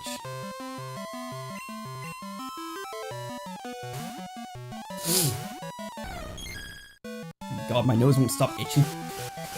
I think my hand has been on my face like the majority of this episode. And I don't try to do that, but like it just, every time I'm like screaming and talking constantly, like my nose just gets really irritated. I don't know why.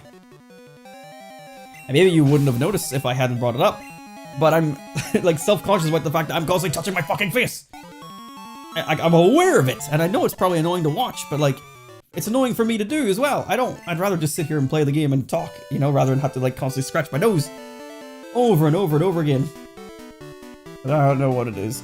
Like, sometimes I feel like it's my mustache whenever I haven't shaved, but I have shaved and I'm mustacheless.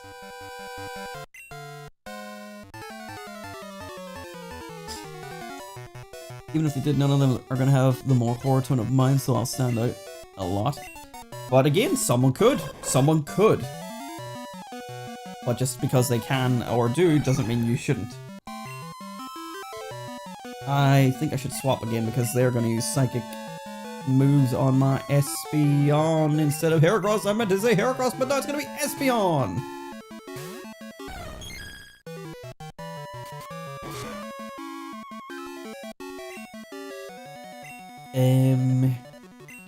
Bite!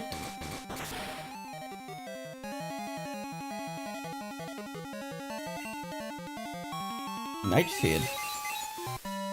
That's 34 HP.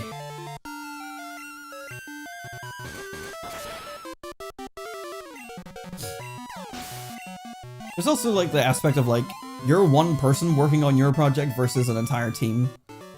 So like, no matter what you do, people are going to respect you for the work that you've put in versus what an entire company of people have done.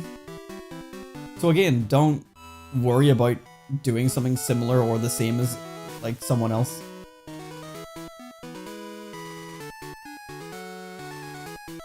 It's one of the reasons why I was sort of like looking forward to like doing my MLP project is like, man, I'm gonna be the only person that's like really doing it. Like I'm gonna be doing it like one man, like no other animators, like no other this, that, and the other. The only thing I was gonna have was people that do the music for me and people that do the voices for me. But I would do the entire writing and animating process. And then obviously the video editing. And then I eventually learned the hard way that that takes a long time, and I don't think... I think realistically, like, what was taking me a long time was I was doing, like, the very, like... There was a lot of animation to the intro sequence, and I was doing it all myself. And a lot of the things I was doing are clearly more meant to be done in, like, After Effects or, like, the editing software, not in Flash. But I did a lot of, like, the transitions and stuff in Flash directly, because I just wanted it to look right from there. Because, like, I don't know how to edit that well. Oh my god, would you... Look at me! You like Pokemon, don't you? You like Pokemon, don't you, Squidward? So, like, certain, like, transitions, like when Rainbow Dash flies by, when Pinkie Pie blows up a balloon, they're clearly, like, more... Like, they're clearly animated in Flash, but then there's transitions that come from that are, like, done via, say, After Effects or even just, you know, Adobe Premiere or something like that there, or whatever software. But I did it all in Flash so that the transition happens in the Flash animation. And then all I basically do is export it to the video software. But that was probably a lot harder to do, but it's the only way I knew how to do it. And I was so close to finishing that opening sequence, but I feel like once I got through that, like, the actual episode itself wouldn't have been too bad to do, because a lot of, like, an episode would just be, like, talking. So it's basically just matching the lip flaps, and then obviously from there including, like, subtle animations of, like, hair moving or, like, random, like, movements of the head or the body. And, like, just having, like, a lot of stuff pre-made, ready to go, like, walk cycles, run cycles, that kind of thing. So really, the hardest part would have been backgrounds. And I feel like other than that, like, the animation itself would have been, like, easier to get through than what the opening sequence was for. But I also know that I'm grossly overestimating how hard that would have been to have done. Wait, why did Counter go first? That doesn't make any sense. What the hell? What the Does Counter work on Seismic Toss? Does it mean I do 70 HP? I don't know, but that was a lot of HP. Anyway, I'm gonna drop talking about the MLP stuff at this point, but yeah, I thought it was gonna be easier once I got out of the intro sequence, and I was so close to finishing it. I literally got to the part where Spike is blowing the scroll to Celestia, so I was like 2 scenes away from finishing. And then after that, I was gonna be ready to start animating the actual episode, but I just never got around to it. I ran out. I finished working in. I finished doing college, tech as we call it, not university. And I was going into my first job, and I was like, man, I just don't have the time anymore. And then eventually, it just all fell apart. It's sad, but that's how it went. Let's see. Who am I living with? Is it still Heracross? Yes, it is. It'll be time it's been hard for me to do, but I've got a decent enough plan for a workflow that I think it's generally probable that I complete it. Well, that's good. That's good. And if for whatever reason you don't, or if it takes longer than you think, don't beat yourself up over it. Again, you're one person working on it. Don't panic. Because for a while there, I felt really guilty about what I did because I made a lot of promises that I just in the end didn't keep, and it's just because of me just really overestimating what I needed. And like, I wanted to make sure this was a fun project that wasn't taking itself too seriously. I had people emailing me saying that they'd help manage the project, but they were going to tell me to do this, tell me to do that, and I'm like, look man, like, I appreciate your help, but at the end of the day, I think you're making this project more into your thing than my thing, and I don't think that's right for this project, and I'm going to tell you to stop. And like, ultimately, like, they were right. Like, I never finished making my project because of it, but like, I didn't want to do it their way. Because it was my project at the end of the day, and like maybe that's a bit like big-headed of me, but at the same time, they were trying to make it their project instead of our project, and it's like, nah, I'm not like making this your thing. I'm not gonna just make the thing that I had an idea for, that I built the channel for, that I'm writing become your thing, the way that you want it. We're gonna keep doing it my way. And my way eventually crumbled and burned, and that's fine.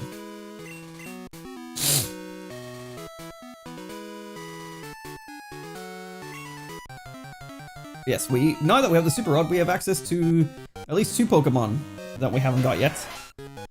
Let's grab these if we can.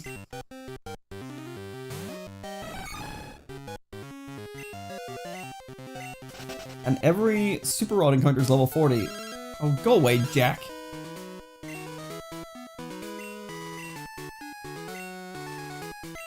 What, really? Why? That's such a random thing. If the Pokemon uses Minimize, Stomp becomes more powerful? Because it's tiny? That's such a weird quirk. I never knew that. And I know it makes sense, but like, wow, that's so strange. Like, I didn't know that Earthquake was more powerful in Pokemon using Dig until kind of recently. You know, I'm glad that it hits at all, because I would have thought like they didn't even bother to program something like that where it hit a Pokemon that was underground even though it makes sense, because I think it wasn't that case in Generation 1. I don't know. Magikarp. We're not looking for Magikarp. Even though this is an easy evolution into a Gyarados. We also don't need a Gyarados. We got one for free. A red one. Oh my god, my nose! Just giving it a good old scratch, because it is going to town right now. Ugh. I don't know what's going on. I feel like this happens every time I stream. If I'm sitting here all day doing nothing, my nose is absolutely fine. And then the second I hit go live, it's like, nah, I think we gotta start getting agitated for no reason. I don't know why. But I don't think it's particularly exciting or fun to view, so that's why I turned the webcam off. I'll turn it back on in a second. Oh, and I'm sorry for the sniffling. It comes with the scratching.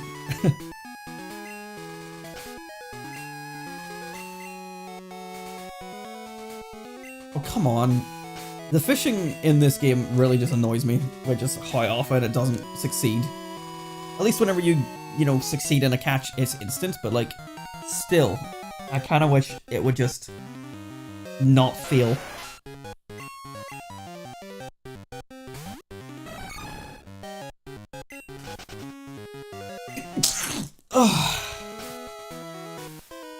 Oh dear. I'm so sorry for the loud snorting.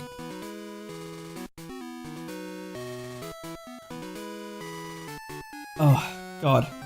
I think the scratching's making me start to sneeze. Oh, Jesus Christ, help me! Call a doctor!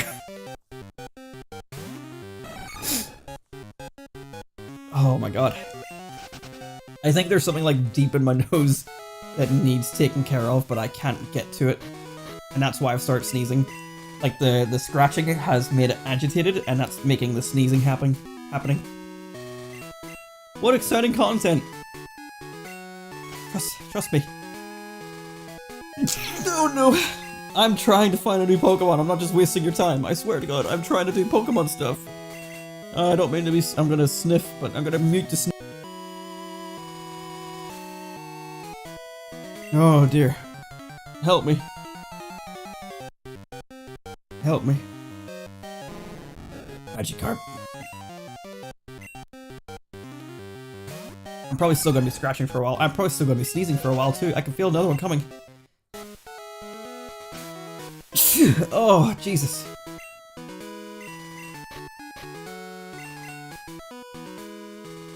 I used to be a big sneeze guy. That's such a random thing to say, so like out of context, but hear me out. Like, I would just be like sitting in my bedroom like years ago and like I'd wake up like in the middle of the day. Come on. Jesus! I would wake up in the middle of the day, not middle of the day, but like wake up like in the morning or like in the afternoon, whatever time of the day I get up. And I would like sneeze. And then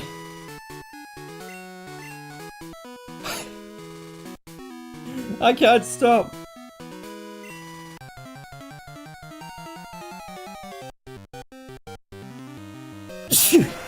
Oh, fucking hell. I would sneeze, and then I would just be going for ages. I don't know if anyone else has heard this, but like, I always heard the expression, and I'm not sure how valid this is.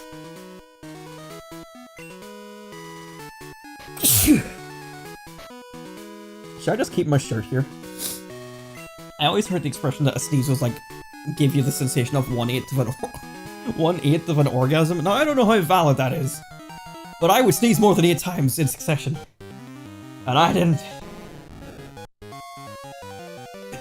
I'm pretty sure I've sneezed more than 8 times right now, and this is definitely not YouTube or Twitch TOS if I've definitely been orgasming, which I have not. I have not. But whew.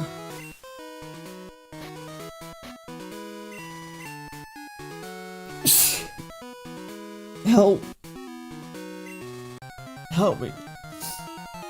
I don't have allergies, by the way. I don't know what's happening to me.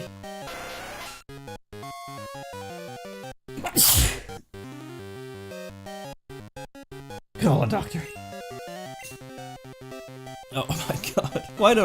Why have I started sneezing uncontrollably at the end of this episode?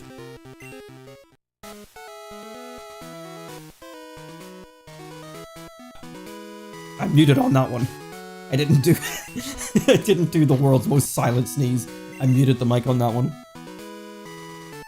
I don't know what's happening. I am absolutely dying of sneeze. My head is starting to hurt.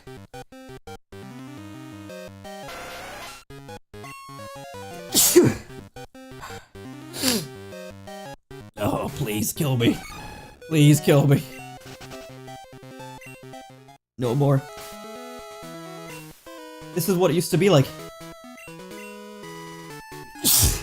I haven't had a sneeze fit like this in forever. What is happening to me?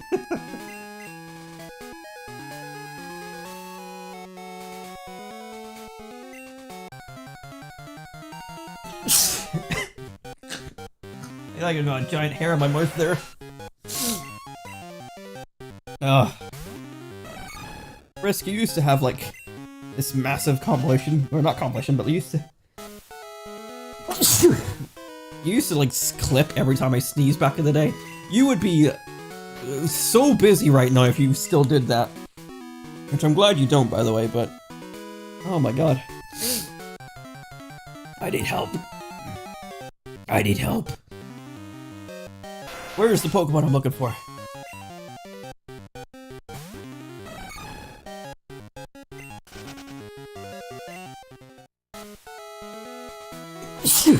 Please, I just want to be free. I want to be free.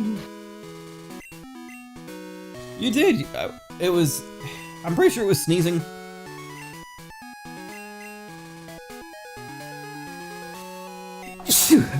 I have saved and downloaded every one of my Twitch clips to my computer, so like I could go through and I'm pretty sure I could find like some sort of sneeze or something that you have clipped.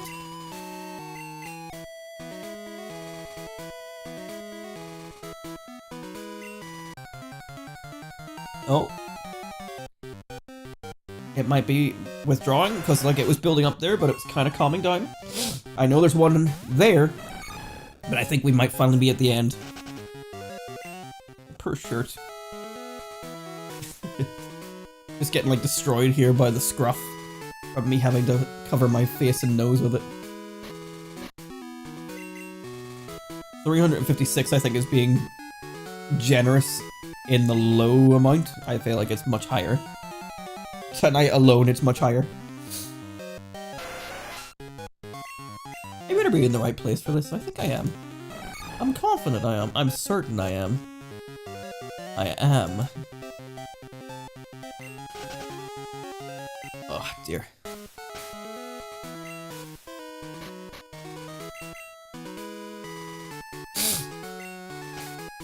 Again, sorry about sniffling.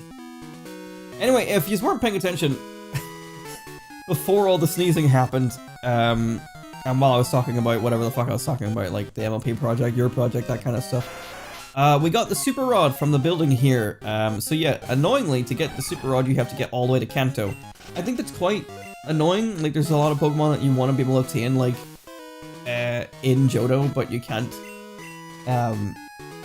And it's just like a flat, like, every Pokemon's level 40 with this one, everyone's level 20 with the other one, everyone's level 10 with the old Rod. So I guess they've done that just for, like, consistency, like, where you... Because I feel like in some of the other games, it depends on what route you're on, depends on the Pokemon, for your good Super Old Rod. Whereas this game seems to be just, no, we'll set the encounters, but the actual levels will be determined by the Rod. So it just sort of depends on, like, where you are in the progress of the story. They're like, yep, by now you should be having level 20s, you know, by now you should have level 40s, so it lines up, but, like, it's just annoying to have to wait this long to get the Super Rod. Because, like, Corsola, for example, which I mentioned in previous episodes, was easier to find with a Super Rod, I think, but, like, I had to surf it up, fish it up with a good Rod, and then train at 20 levels to level 40 something to get Ancient Power, so, like, you know, it was either I do it then or I wait all the way to the end game of Pokemon Silver to do it, and I decided not to wait. Because I needed the Fanpy for this playthrough. Where is this fucking Pokemon? I feel like I'm gonna find a shiny before I find the Pokemon. The Pokemon we're looking for is a 10% encounter, by the way. It's not that difficult. It's not gonna be a Yanma situation.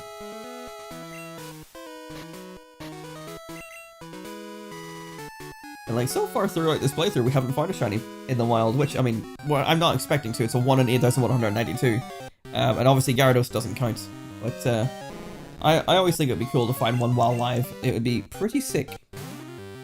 Because for some reason I decide that every Pokemon project I do, Let's Play or otherwise, I have to find a shiny. And like, sometimes I can hunt it, sometimes it's random. But I always get one. But I think it doesn't help that I'm hunting on the side. Like, I got Mewtwo in Generation 1, I've got Ho-Oh over there in Generation 2, so I'm kind of using up my luck getting them by hunting instead of getting one randomly in the stream. I'm hoping to find one during Gen 3, because, like, Gen 3 shinies are such a rare thing for me.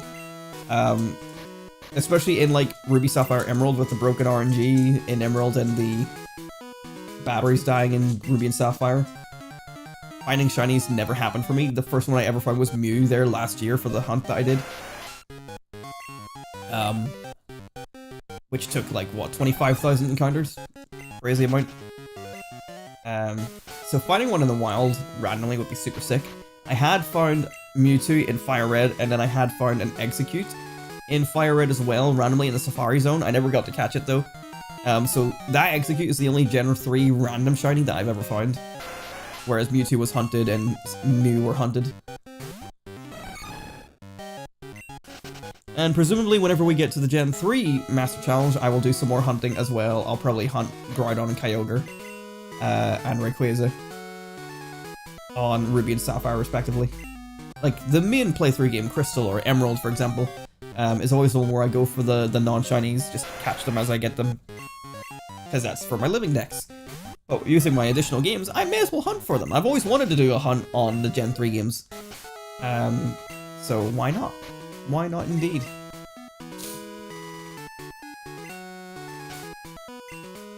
Why is this 10% encounter taking so long?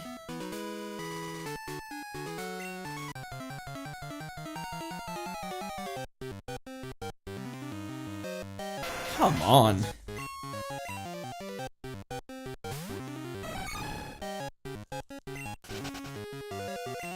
Hi, Sybil. You okay?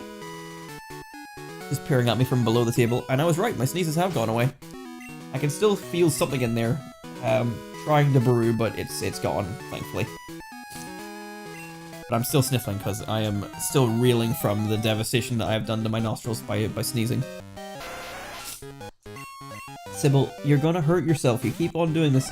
She, like, if you aren't aware, she's gonna be 14 in May, to the best of my knowledge. I worked that backwards from whenever we got her in September of when was it? 2012, I think it was? 2011? I was 16, so it was 2011. Whenever we got her, it was September of 2011, and the person at the time told us that she was so many months old, and I worked it back, and I'm like, okay, so that means she was born in May. So she's gonna be 14 years old in May. But I think over the last year specifically, I think she's really gotten to the stage of dementia or something like that there, because she's constantly tripping over things, just circling the room incessantly, like she won't get comfortable, she won't sit still. She stares at the wall while being nose deep at the wall. I really do think that she is losing her mind a bit. She's still very healthy in many other ways, like she's still very aware at times. She still knows who she is if I call her by name. She does listen sometimes. She's never been an obedient dog, but she listens sometimes. You know, I can tell that she's not on her way out, but her brain is definitely struggling a wee bit. Trying to let her out the door, she'll go to the wrong side of the door, you know, that kind of thing. So I worry about her, but there's not much I can do. You can't undo the dementia. I think she wants out. She's staring at me from the kitchen. So we might take a quick pause while I go and throw her out the back. Ugh.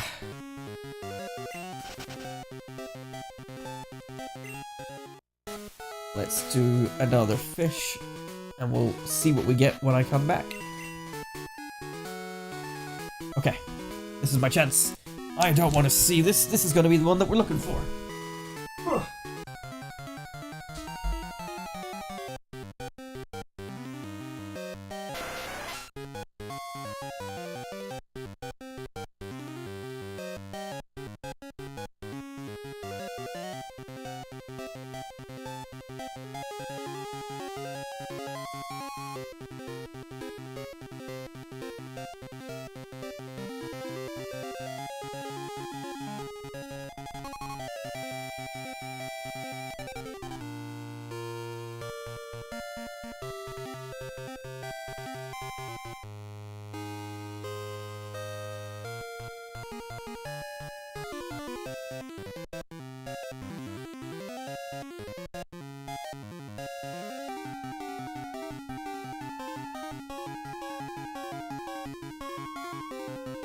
This is what I asked for. Ugh. This is a tentacle. I am actually surprised by how long this 10% encounter is taking. Because, like, I don't plan to end the stream where I am, but I really expected to find this before ending. I mean, I'm going to. I've set my mind to this and we're going to. It's a 10% encounter. It will happen. That's my knowledge it will happen anyway. Yeah, I'm definitely in the right place, aren't I?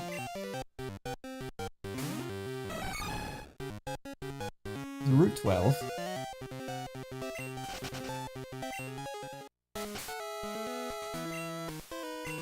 Route 12, yes, this is correct. You know what, that's just a bad tile. It's got bad Pokemon on it. I'm fishing here instead. That's all there is to it. Right next to the guru.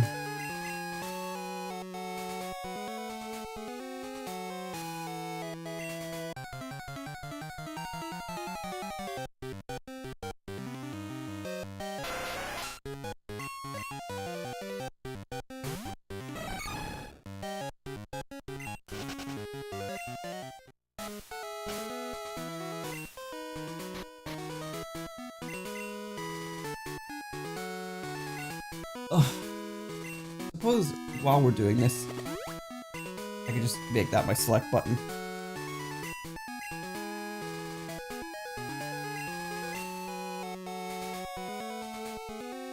Speed this up a little bit. You see, this is where I find it. It's like, you didn't need to speed it up at all. Okay. No, no, no.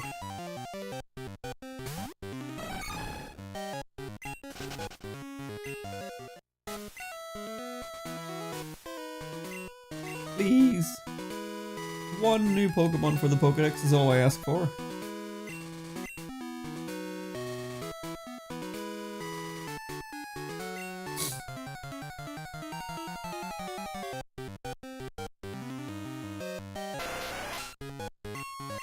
or a funky, different colored Tentacool? No, I'll take either. I'll take either.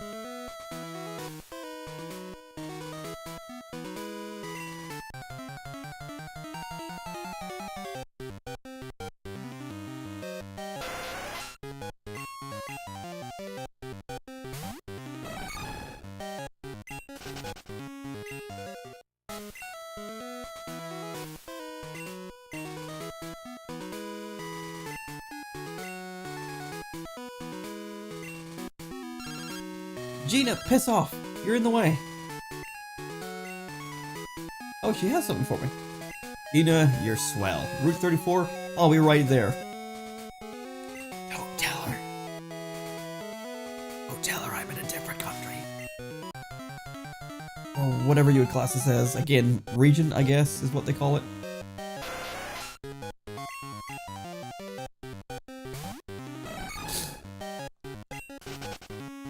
What if the red bits on top of Tentacool was its eyes instead? They just had these like really dopey looking big red bug eyes. And the white shine was the iris. Like, just ignore where it's actual eyes and like look above it and just look at what it looks like. It looks kind of like, oh. Anyway. Like Belly Bolt in Scarlet and Violet like has that like its actual face and eyes are the two dots in the middle of its face with the smile.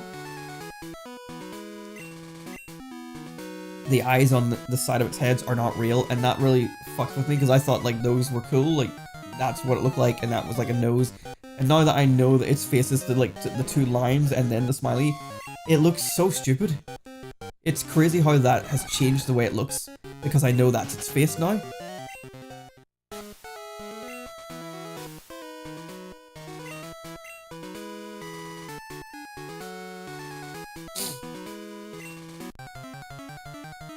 Oh, here she comes. This is crazy. How is how is this 10% so far? Doesn't feel like 10%. Hello, Sybil. Welcome back. Alright, ignore me then. Bye.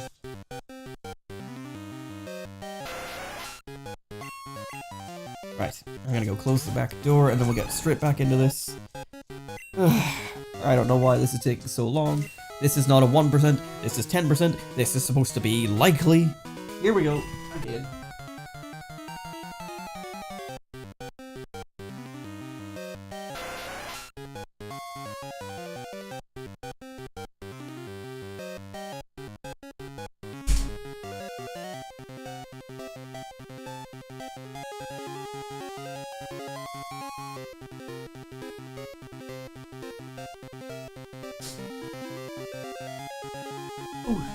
Don't do that. Oh, Jesus Christ, no.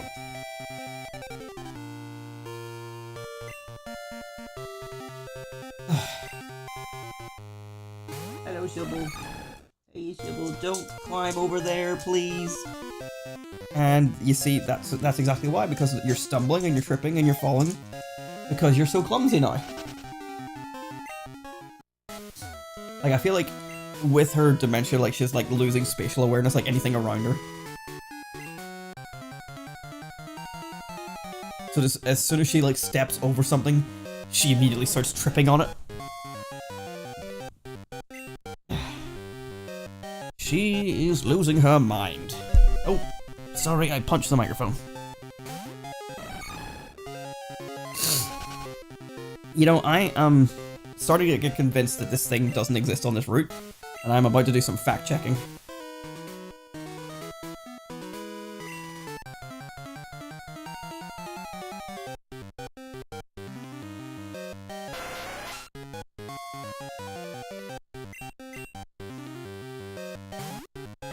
Alright, let's check Bulbapedia, because lately whenever Cerebi has been wrong, Bulbapedia has been right. It's quite a shame because, like, Cerebi really doesn't seem to have a whole lot of things wrong with it, and then for these Generation 1 and 2 streams, like, there's been a couple times now where I've, like, looked at Cerebi for the answer and it's been wrong. And it's really kind of upsetting because, like, usually Cerebi was my go-to everything. I shouldn't need to, like, fact-check Cerebi. But it seems like they didn't fact-check themselves, which is really unexpected from Joe, the webmaster. So let me see.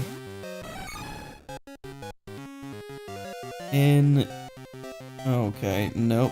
Why does this not tell me where to find it? Biology? No, I don't care about the biology. Game data? Pokédex entries? Just tell me where the fuck to find it! Jesus Christ!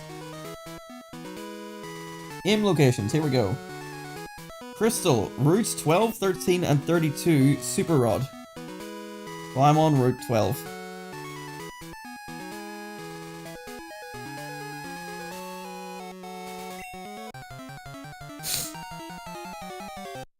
Oh my god, I don't care about the definition of what a route is, just tell me route 12.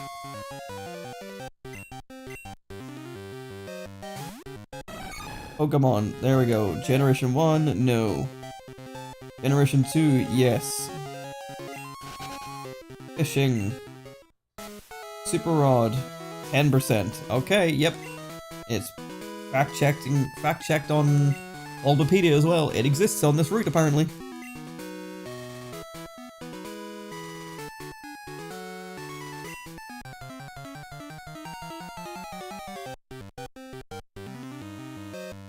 It doesn't exist, it doesn't exist, it doesn't exist, it doesn't exist.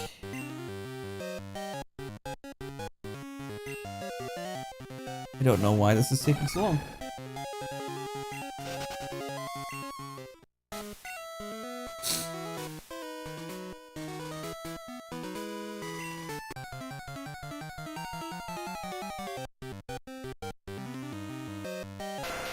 Nope.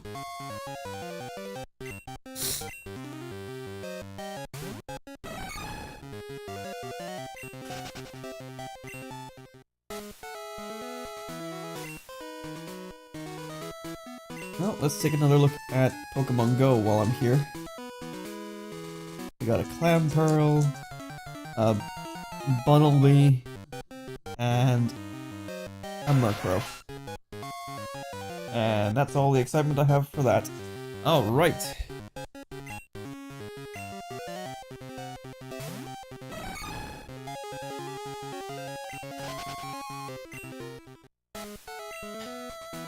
This is actually insane how many Pokemon I've found where this 10% encounter is not showing.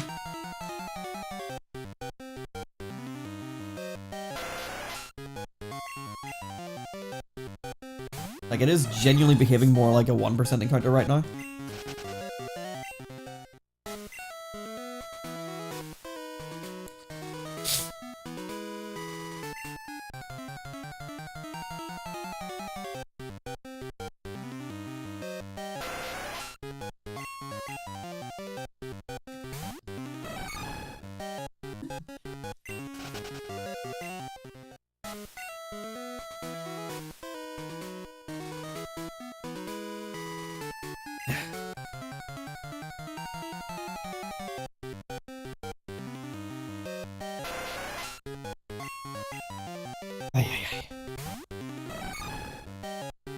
How long have I been doing this?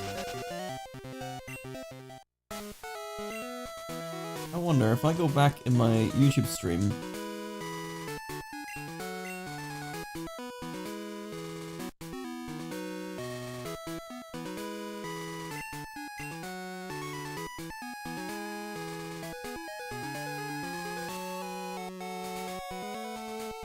Okay, it's been basically like half an hour. That's crazy. Oh my god, and there it is. Quillfish is a new encounter, fucking finally. I don't know how much I can do damage to it. Just toss a Pokeball. Let me check what its catch rate is.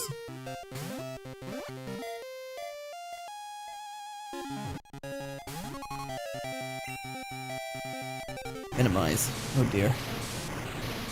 Now I can use Stomp and do more damage to it.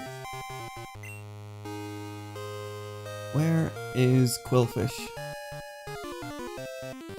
There it is. Okay.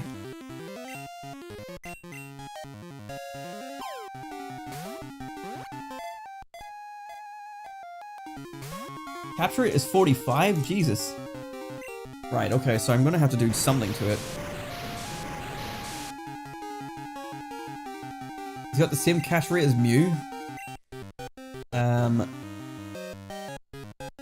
gonna throw a Typhlosion and hit it with a Flame Wheel.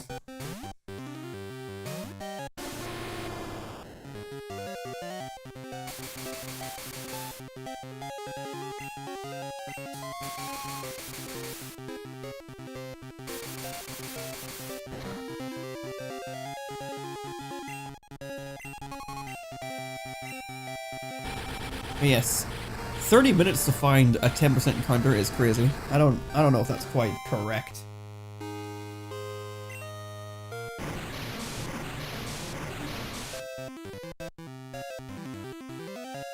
I think we'll go one more Flame Wheel. That will connect. Oh, it has takedown. Shit.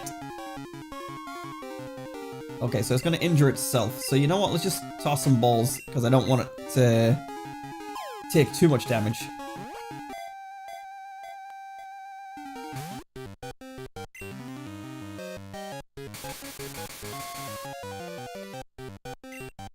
But we imagine after all this time it just ends up dying.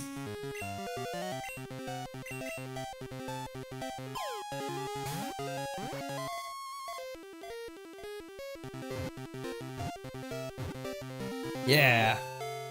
There we go. That took way longer than it had any right to. Number 211, Quillfish. Add it to the board. There we go. Alright. That is that. Okay. Now, I would be done here for the night, but I know there's at least one more capture we can do. So I'm going to do one more capture, just to round us off for the night. There, yeah, everything's fine. Let me save the game here.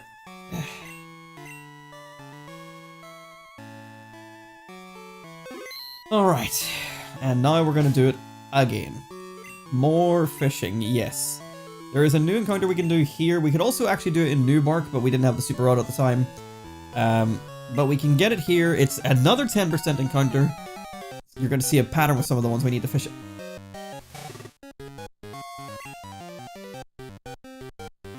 And there it is! On the first reel.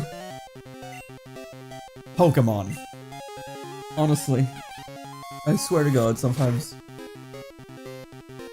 I was really just expecting to have to be here for like another really extended amount of time. But yeah, Lantern, the evolved form of Chinchou, which we caught last time we played Crystal. But yeah, we need a super rod to be able to find one in the wild, so there we go, and damn it.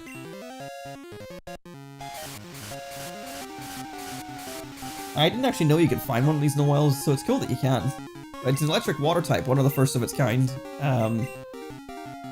So quite unique, although it doesn't have any way to avoid ground type moves in Generation 2. So it does still have that going for it.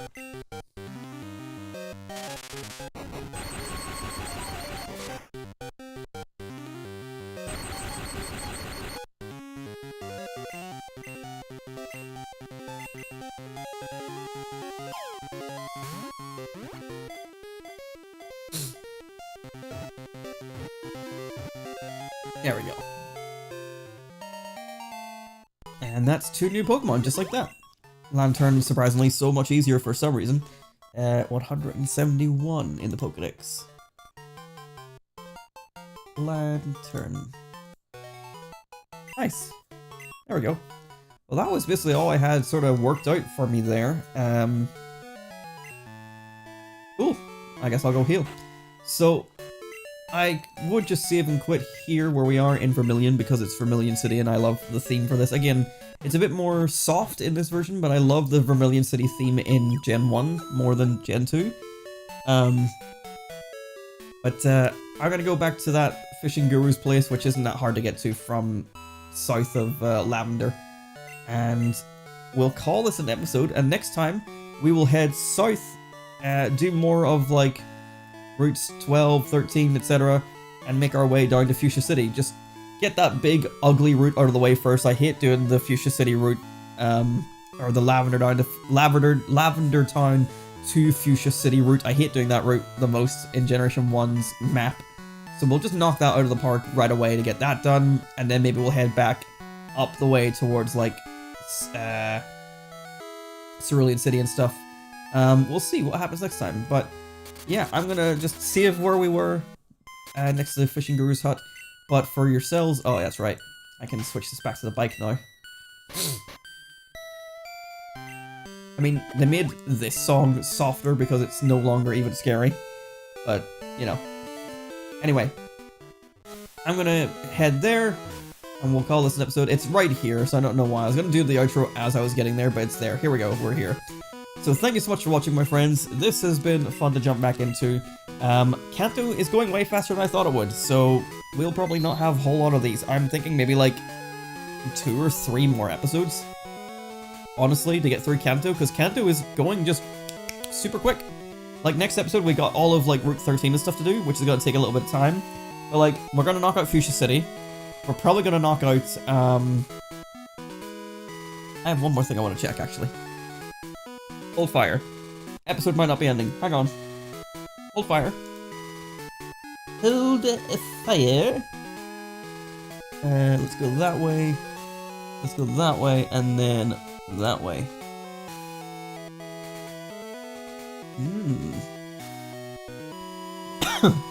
Okay. I see. Okay. Hear me out. We're not going to end the episode here. We're going to do one more thing. We're going to get 2 more captures. Let me see.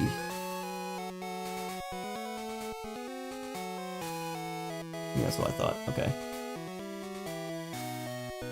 Okay, we're gonna do 2/3 more captures, because these only happen at nighttime, and we do usually play at nighttime, but I would like to stream during the daytime next time around, so that...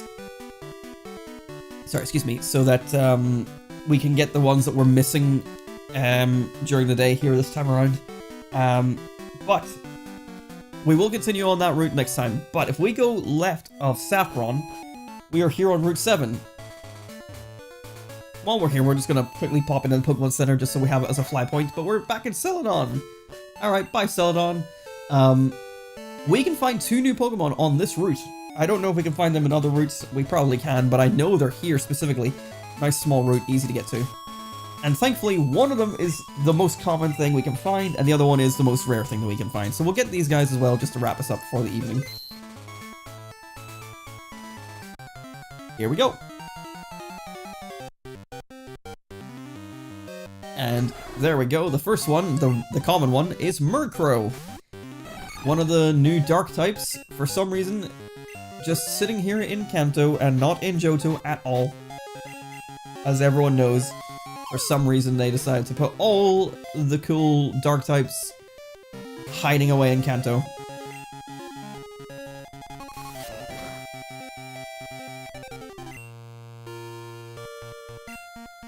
Also the levels, by the way, can we talk about the levels being so low despite them being wild encounters?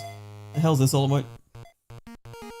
Annoyingly, the next one we need to go for is a 5% encounter.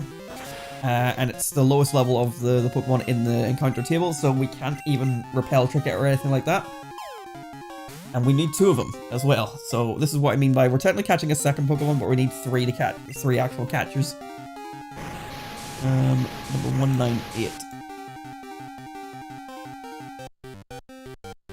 Let's see what Murkrow's catch rate is here, because I can't really do any damage to it right now. Catch rate 30? What the fuck? It's even harder to catch than a Mew? What am I supposed to do with this thing?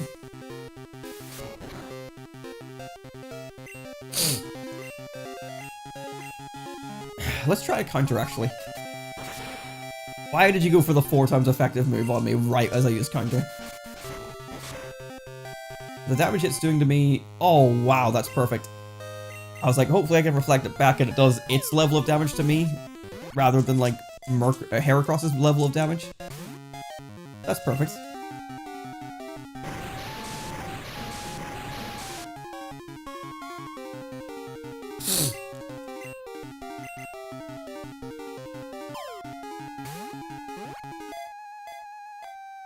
What's the other Pokemon's catch rate? 120. Oh, thank God, it's nice and easy.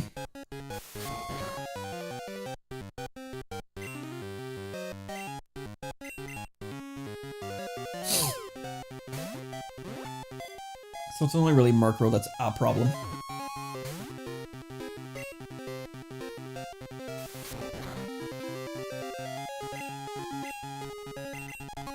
Lack of status-afflicting moves is really showing on this team because I can't catch anything super reliably. I might have to create a Pokemon that is sort of built with the purposes of catching. Because it'll obviously help us with Raikou and Entei whenever we eventually track those guys down.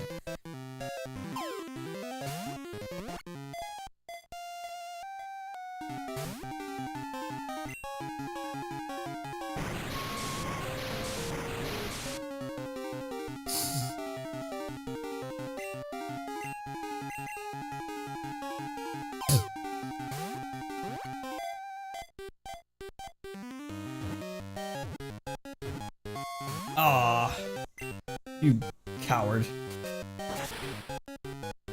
Oh, because of 4 times effectiveness and critical hit, this level 17 Murkrow is gonna fuck up my Heracross. 22 levels lower.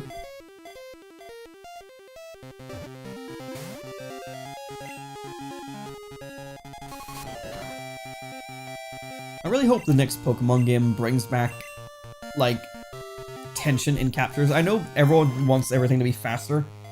And like Scarlet and Violet, you always know when you're catching a Pokemon because it does the critical catch animation once you've already caught it before, but like, I miss not knowing if I'm going to catch something. And like some of the other games, like, they still make it where you don't know necessarily.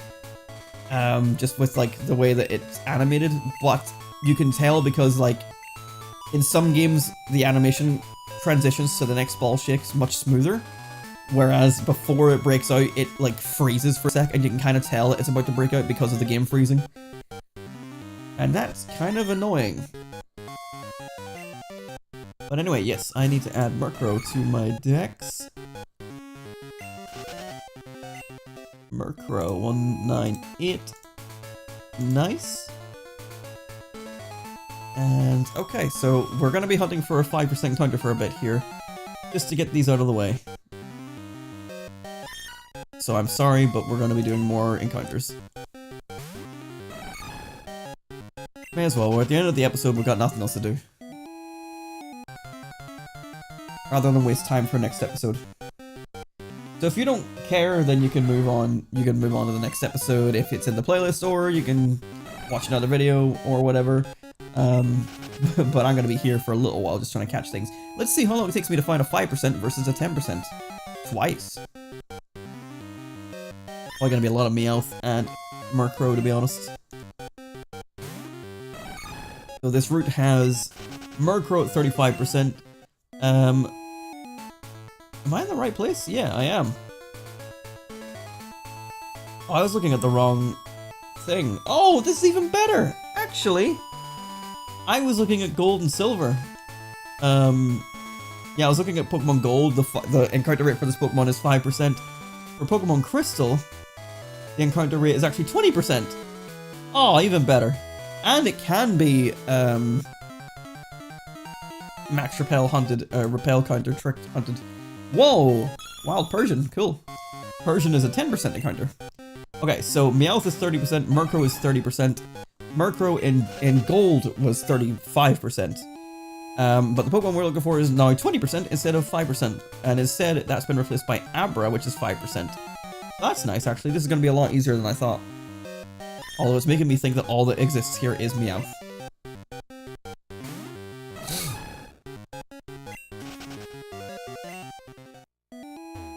Let's have a nice wee snooze. As she should, it's 3 AM, but, you know. Oh, go away, Meowth. Now that I know this is easier to find, I'm expecting to find it just like that, and I'm just like, oh. My patience has suddenly went from, I'm gonna be very patient, it's 5%, to, it's 20%, I deserve to have this. And there's the 5% Abra for some reason. If this was Pokemon Gold, we would have found the thing we were looking for. That's crazy. That is crazy.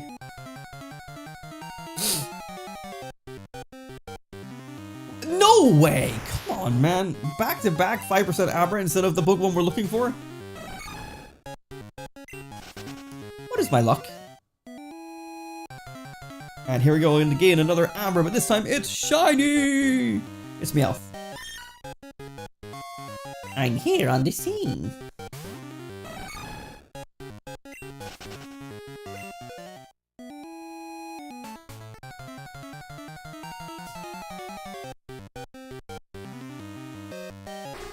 Hi, Murkrow.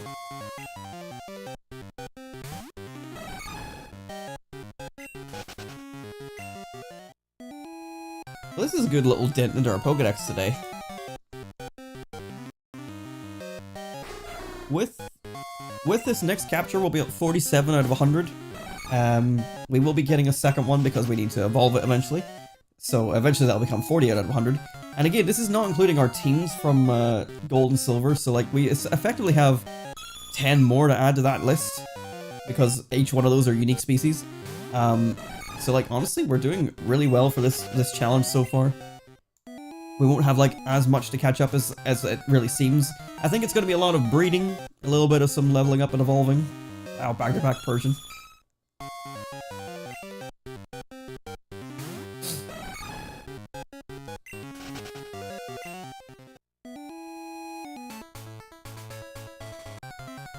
How have I not found the 20%?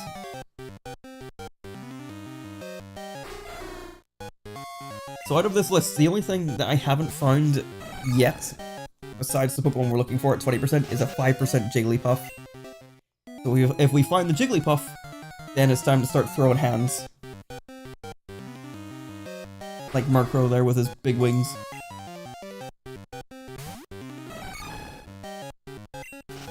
This is 20%, this shouldn't be hard to find. We can Repel Trick it though, and make it easier. If we Repel Trick it right, so it becomes that Pokemon, Persian, and Jigglypuff. So it actually becomes the easiest thing to find. So maybe I should be Repel Tricking this, level 18.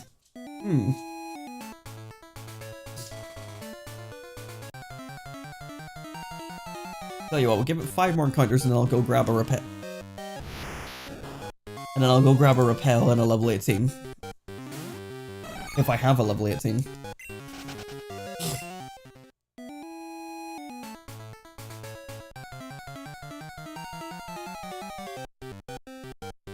Hey! There we go! Houndour! With 120 catch rate, so much easier. There's our final new encounter for the night. We will be getting a second one because we do need to evolve it eventually.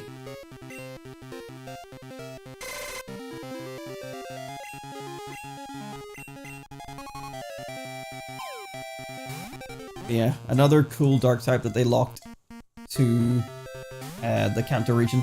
I did debate putting a Houndour on one of my teams for Crystal or Gold, because with those games I was going, hey, there's gonna be some Pokemon that are gonna appear only on in Kanto there, so I'll catch them in one game and then breed them and send over a level 5 to start with. I chose against it in the end. You piece of shit. You piece of shit. Oh, you piece of shit. It knows Roar. Okay. Okay, that's a problem. Okay, it's a problem. Anyway, so if we do the Repel Trick, it's at 20%, Persian's at 10%, and then Jigglypuff 5%, so it becomes the easiest thing we can find. Let me deposit... Drop. And do we have any level 18s we can borrow here? Didn't think so. I'll check one of the other boxes.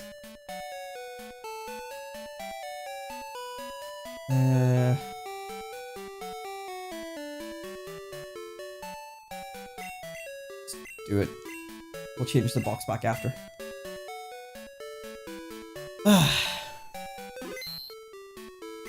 Ideally, a level 18 ghost type would be the preferred answer.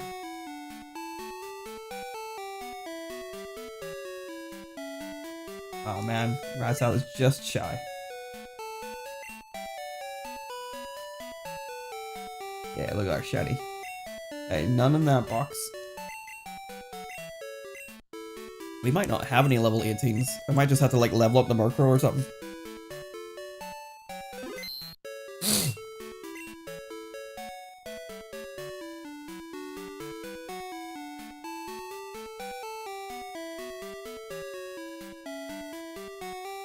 I don't remember why I have 2 of these, but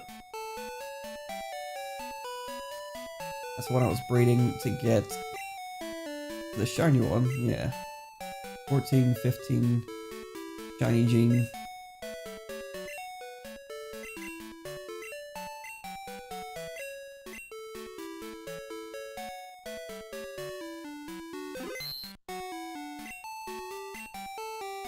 There's the Pichu we got from the Odd Egg.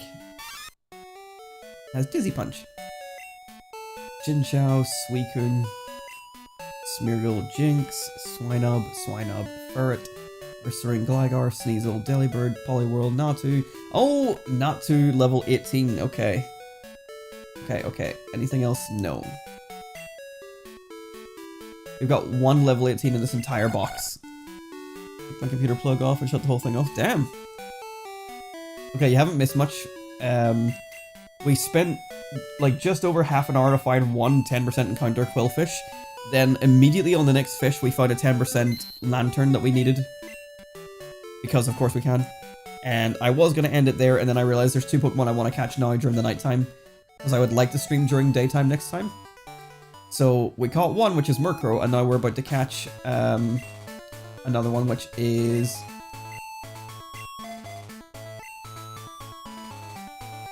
What is it? Houndour. So we're going to catch 2 Houndour and then wrap it up. I'm going to go and buy some Repel because I don't know if I have any in the PC.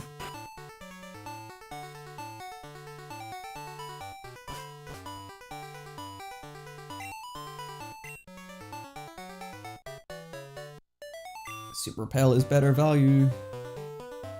I'll go for 20. And then can I buy Pokeballs here? I can.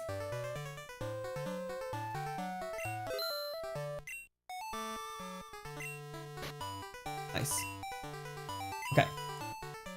Let's go get us some Houndour and then we'll call this an episode. Excuse me, sir. Am I leading with Natu? Yes, I am. Okay. Peckleer Nightshade. So I could use the Nightshade to weaken it. I think I'm better just tossing balls though in case it uses Roar again, but we'll do what we can. Let's save up here. Also, this is something to comment on now that I'm seeing the word badges there. I thought that this was possible in this game, but apparently it's just hard gold to silver. If I go to my name tag and go to my badges, I can see all the Generation 2 badges. There's no way to see which Generation 2, Generation 1 badges you have. Which is strange to me, I thought you could. Alright, let's use... Why's my amulet coin sitting there? That should have been on Heracross, right?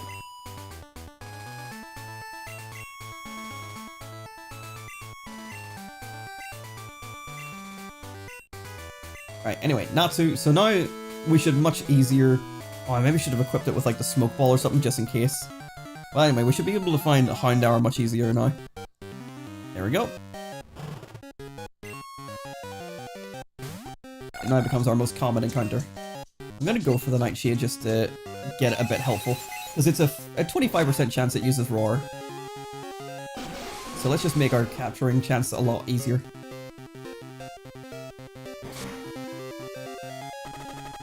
Wow.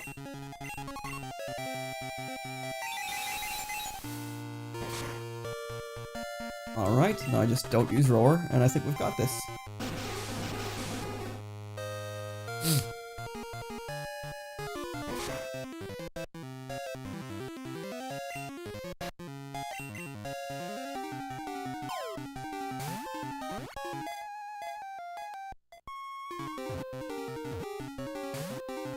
Damn.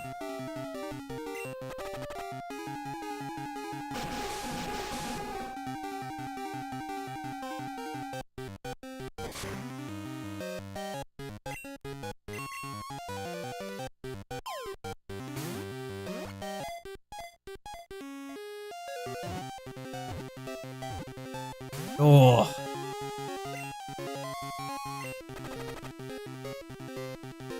Still not use Roar, which is pretty nice.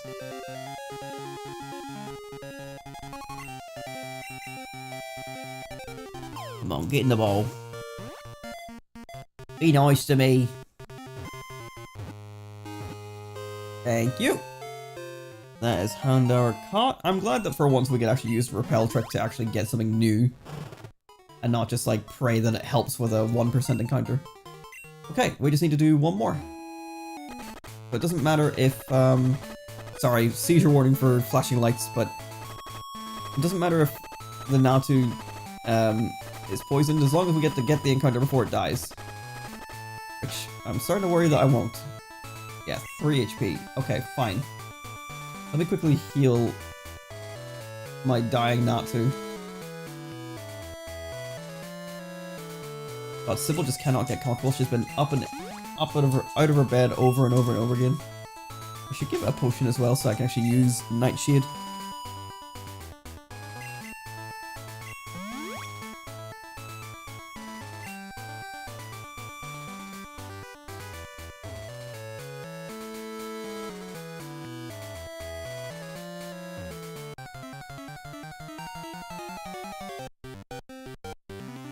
There we go.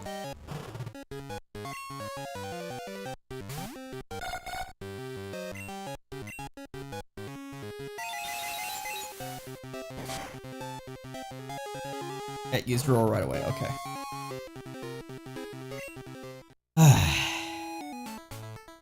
I was hoping to have like a Ghastly or something that was level 18, but I had a sneaking suspicion I didn't.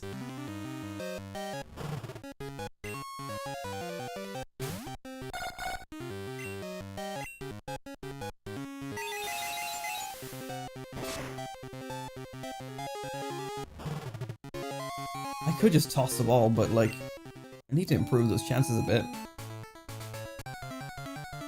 We're just weakening the local Houndour population.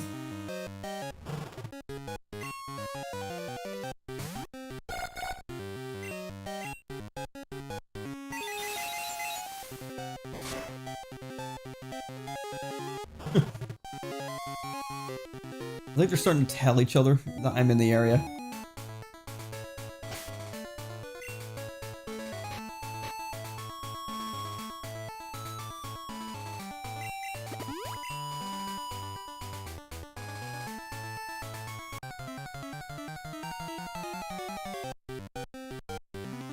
Wow, the Jigglypuff.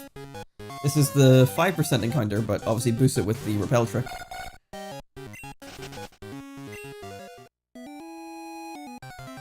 So now we've seen everything that's on this route, but we just want the Houndour.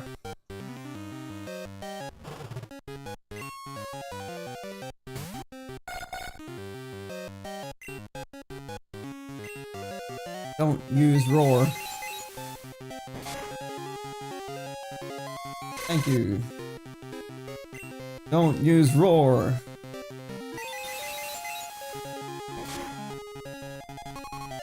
Damn you. Sybil has changed beds now. She's like got a big bed that she was in like pretty much the entire night. And then she got up and out, in and out, in and out, in and out. Then she went to the bed in the kitchen and tried that one out for a minute, didn't like that one. Now she's come back into the living room and lay her in a smaller bed. Yes, she has 2 beds in this room right now. She's not meant to, but she just has 2 of them in this room at this moment. Yeah, I'm just gonna go for 1 Nightshade and then start tossing balls.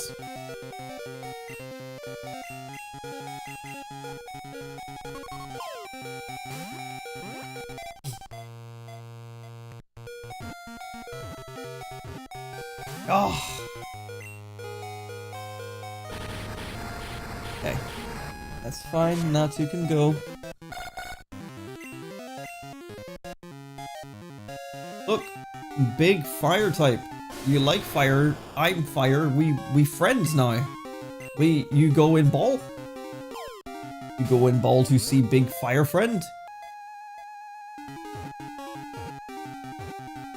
Oh. No! Sick. Does the repel trick work while it's dead? I don't think so. I know in some of the later games I think it does, but it doesn't look like it does in Gen 2. Yeah, let me go heal up. And who would have thought by doing the repel trick it was going to take longer to find a Houndour? Wow. Why are they all using Roar, and why don't I have a Ghost type that's level 18 specifically? Boom, boom, boom.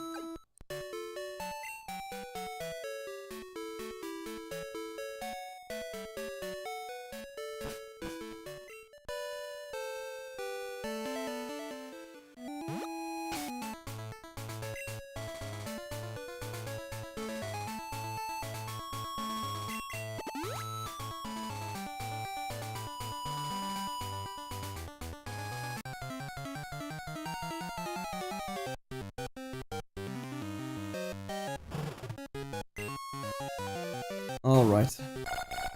I'm just gonna go straight in with a Pokeball, because 120 catch rate, I think we can just get it. It's as easy as that. I see.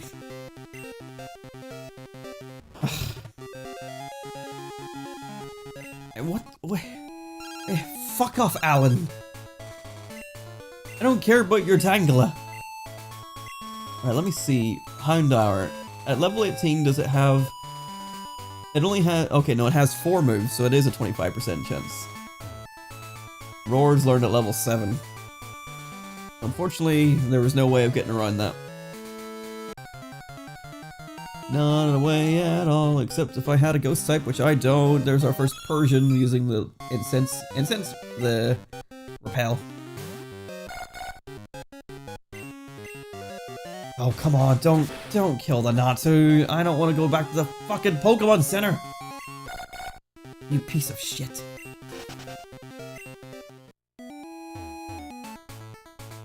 Wasting my goddamn time.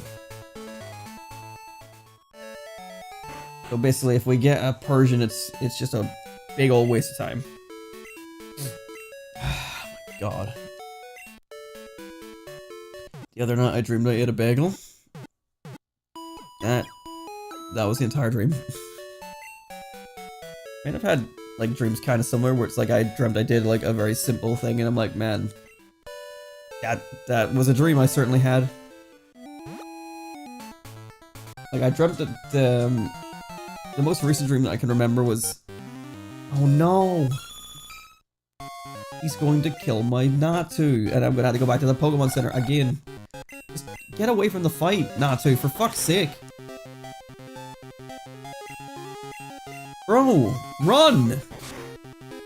You've been able to outrun everything, but you can't run from a Persian, are you kidding me? My most recent dream was like, I don't know why I had the dream, but like, obviously with my birthday coming up, it was related to that. My dad gifted me £150 worth of like golf vouchers, and I'm like, wow, I wasn't expecting this.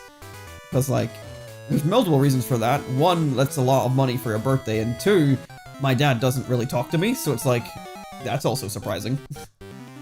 But, it was very weird, and that was pretty much the entire dream, was he gave me a lot of money's worth of golf vouchers. So I could get like, what, like, new equipment and stuff, like new clubs, whatever, I don't know. It's like, that's certainly a dream I had. Thank you, dream.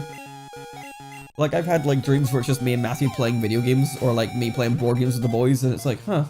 In fact, yeah, there was a dream I had recently where I was playing a board game in the dream, and I was like, I woke up and I was like, shit, I do want to play that. I should let them know that I want to play that, and I completely forgot what that game was that was in that dream. So I don't know what it was I wanted to play. So I don't know if we've played it yet. We play board games every weekend, but I have no idea. No recollection of what the game was. Because it's weird how quickly, whenever you wake up, like how quickly you forget what your dream was. Like, because of how quickly it goes, a lot of times I will just wake up and like sit and repeat to myself what the dream was. But even then, sometimes it still just escapes you. Which is very weird when you think about it.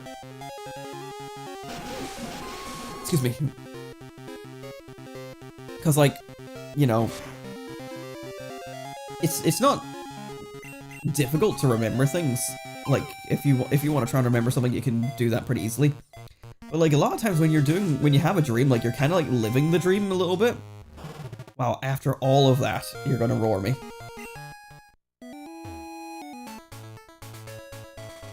Like, I don't know how about yourself, but, like, a lot of times when I have a dream, and I'm in the dream, or I'm experiencing the dream, it feels real. Like, I've come out of dreams waking up being like, man, I'm kind of sad that wasn't real in the end, because of how much of a good experience it was. I've actually come out of dreams as well being like, I'm so glad that wasn't real, because of what a bad experience it was. You know, nightmares, or I think I've had even just like some like normal non-nightmare dreams where I'm like, I'm glad that wasn't my life. Oh, for fuck's sake.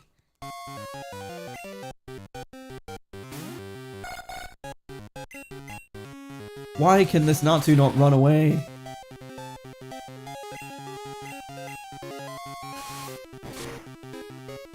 This is so frustrating. He can run from Houndour just fine, and Jigglypuff just fine. But apparently Persian is too much for it. Do I like golf that much? I don't know. I mean, like, I like golf. Like, I enjoy playing it. And like, £150 worth of golf vouchers, I'd use that. But like, you know, I'm a video game player at the end of the day. Like, golf is probably my favorite sport to play. But I'm not like cuckoo crazy about golf compared to like my mother, for example, who like is fully like with a club and all that. So it's like, it's not like me getting that stuff in the dream would have been like, oh wow, this is the greatest thing I could have ever got. It was more so, I think, the fact of getting that amount of stuff from my dad. It was, I think, the surprising part of like, wow, my dad is giving me this amount of stuff whenever he never talks to me. That's incredible. And it's about golf, something that I like, instead of just, I don't know what you like, so here's some money, son.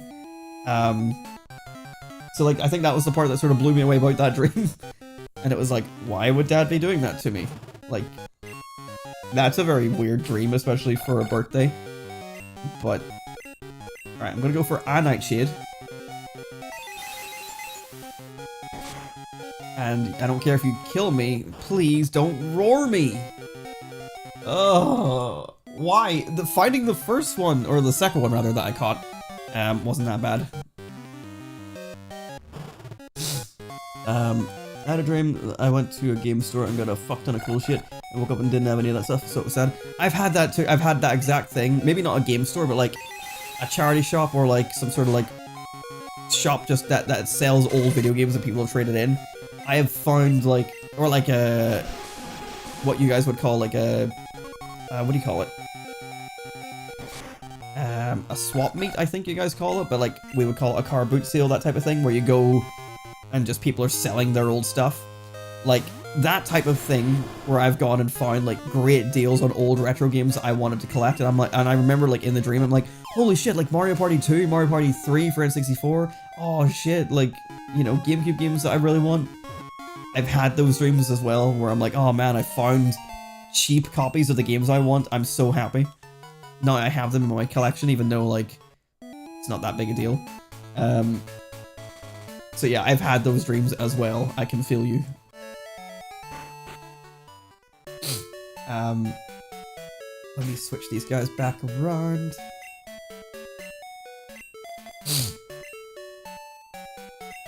And then yeah, I wake up being like, man, I was so happy. Like, I wish that was real, because then I would have the games that I wanted. Like, because a lot of times it's not like games I'm gonna be like actively playing, but it's like, man, if I had that game, I don't ever have to worry about trying to collect it ever again. Because like, I like having like one of every game from my franchises I enjoy. Like, I have all of the Mario Parties that I can possibly collect, except for like Mario Party. I want to pay reasonable prices for them. Like, not collector prices, like prices that someone who's going to be playing the game, not preserving it. Like, I'll be preserving it in my own right, of course, but I'll be playing the games and using them and making them get worn down. But like, I want Mario Party 2, Mario Party 3, Mario Party 7. You know, unknowingly, the hard ones to get for Europe. But it's a problem. It's a problem. Indra. Alright, there we go. How's our team looking? They're looking good. Okay, and we should put away these repels and stuff that we don't need. And then we're all good for next episode.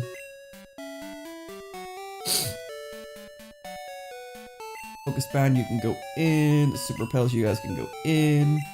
And we're good. Alright. That is going to do us now for this episode. Now that I've got those extra captures I wanted to do. Let me once again fly back to where we were, and we'll continue from that location next time, the Fishing Guru's house. But yes, dreams are weird, and sometimes they're really cool, and sometimes they're really in between, and sometimes they're really sad. All the same, this has been a lovely evening. I hope you guys have had a lovely evening also. This time is a for real ending. We got some good progress today. We got some good captures done. We got 2 new gym badges. Next time on the Pokemon Master Challenge, we'll be doing more of the same, traversing the Kanto region, getting more badges, and just progressing our adventure. At this point, we're just sort of in that weird little lull where all we need to do is just keep on playing. We've got more of the actual challenge to come soon, of catching them all, and Pokemon Stadium 2, it's all to come. But in a way, I know we've like just started up again after like doing the Johto Elite Four and stuff, where that's like the end of one adventure, but we're already kind of winding down the adventure again because like Kanto's gonna go by so quickly. Like the actual entirety of this challenge, the crystal version of this challenge, is coming to a close sooner than it feels. I still have to obviously grind to level 100, and there's gonna be a lot more Pokemon Stadium 2 stuff to do, so I think it's not gonna be as over as quickly as I think it's gonna be. But the actual Pokemon Crystal aspect of it might be. But yeah. I don't know how much of this is left. I would say we could probably easily squeeze out another 7 or 8 episodes, maybe more, but tune in next time for more. Thank you so much for watching, my friends. As always, it's been a lovely evening, and I'll see you all again next time, whenever that is. Obviously, follow my stuff, and I'll tell you when I'm going live. Alright, bye folks, good night, have a good evening, and thank you for watching. Bye-bye. Bye! Bye folks.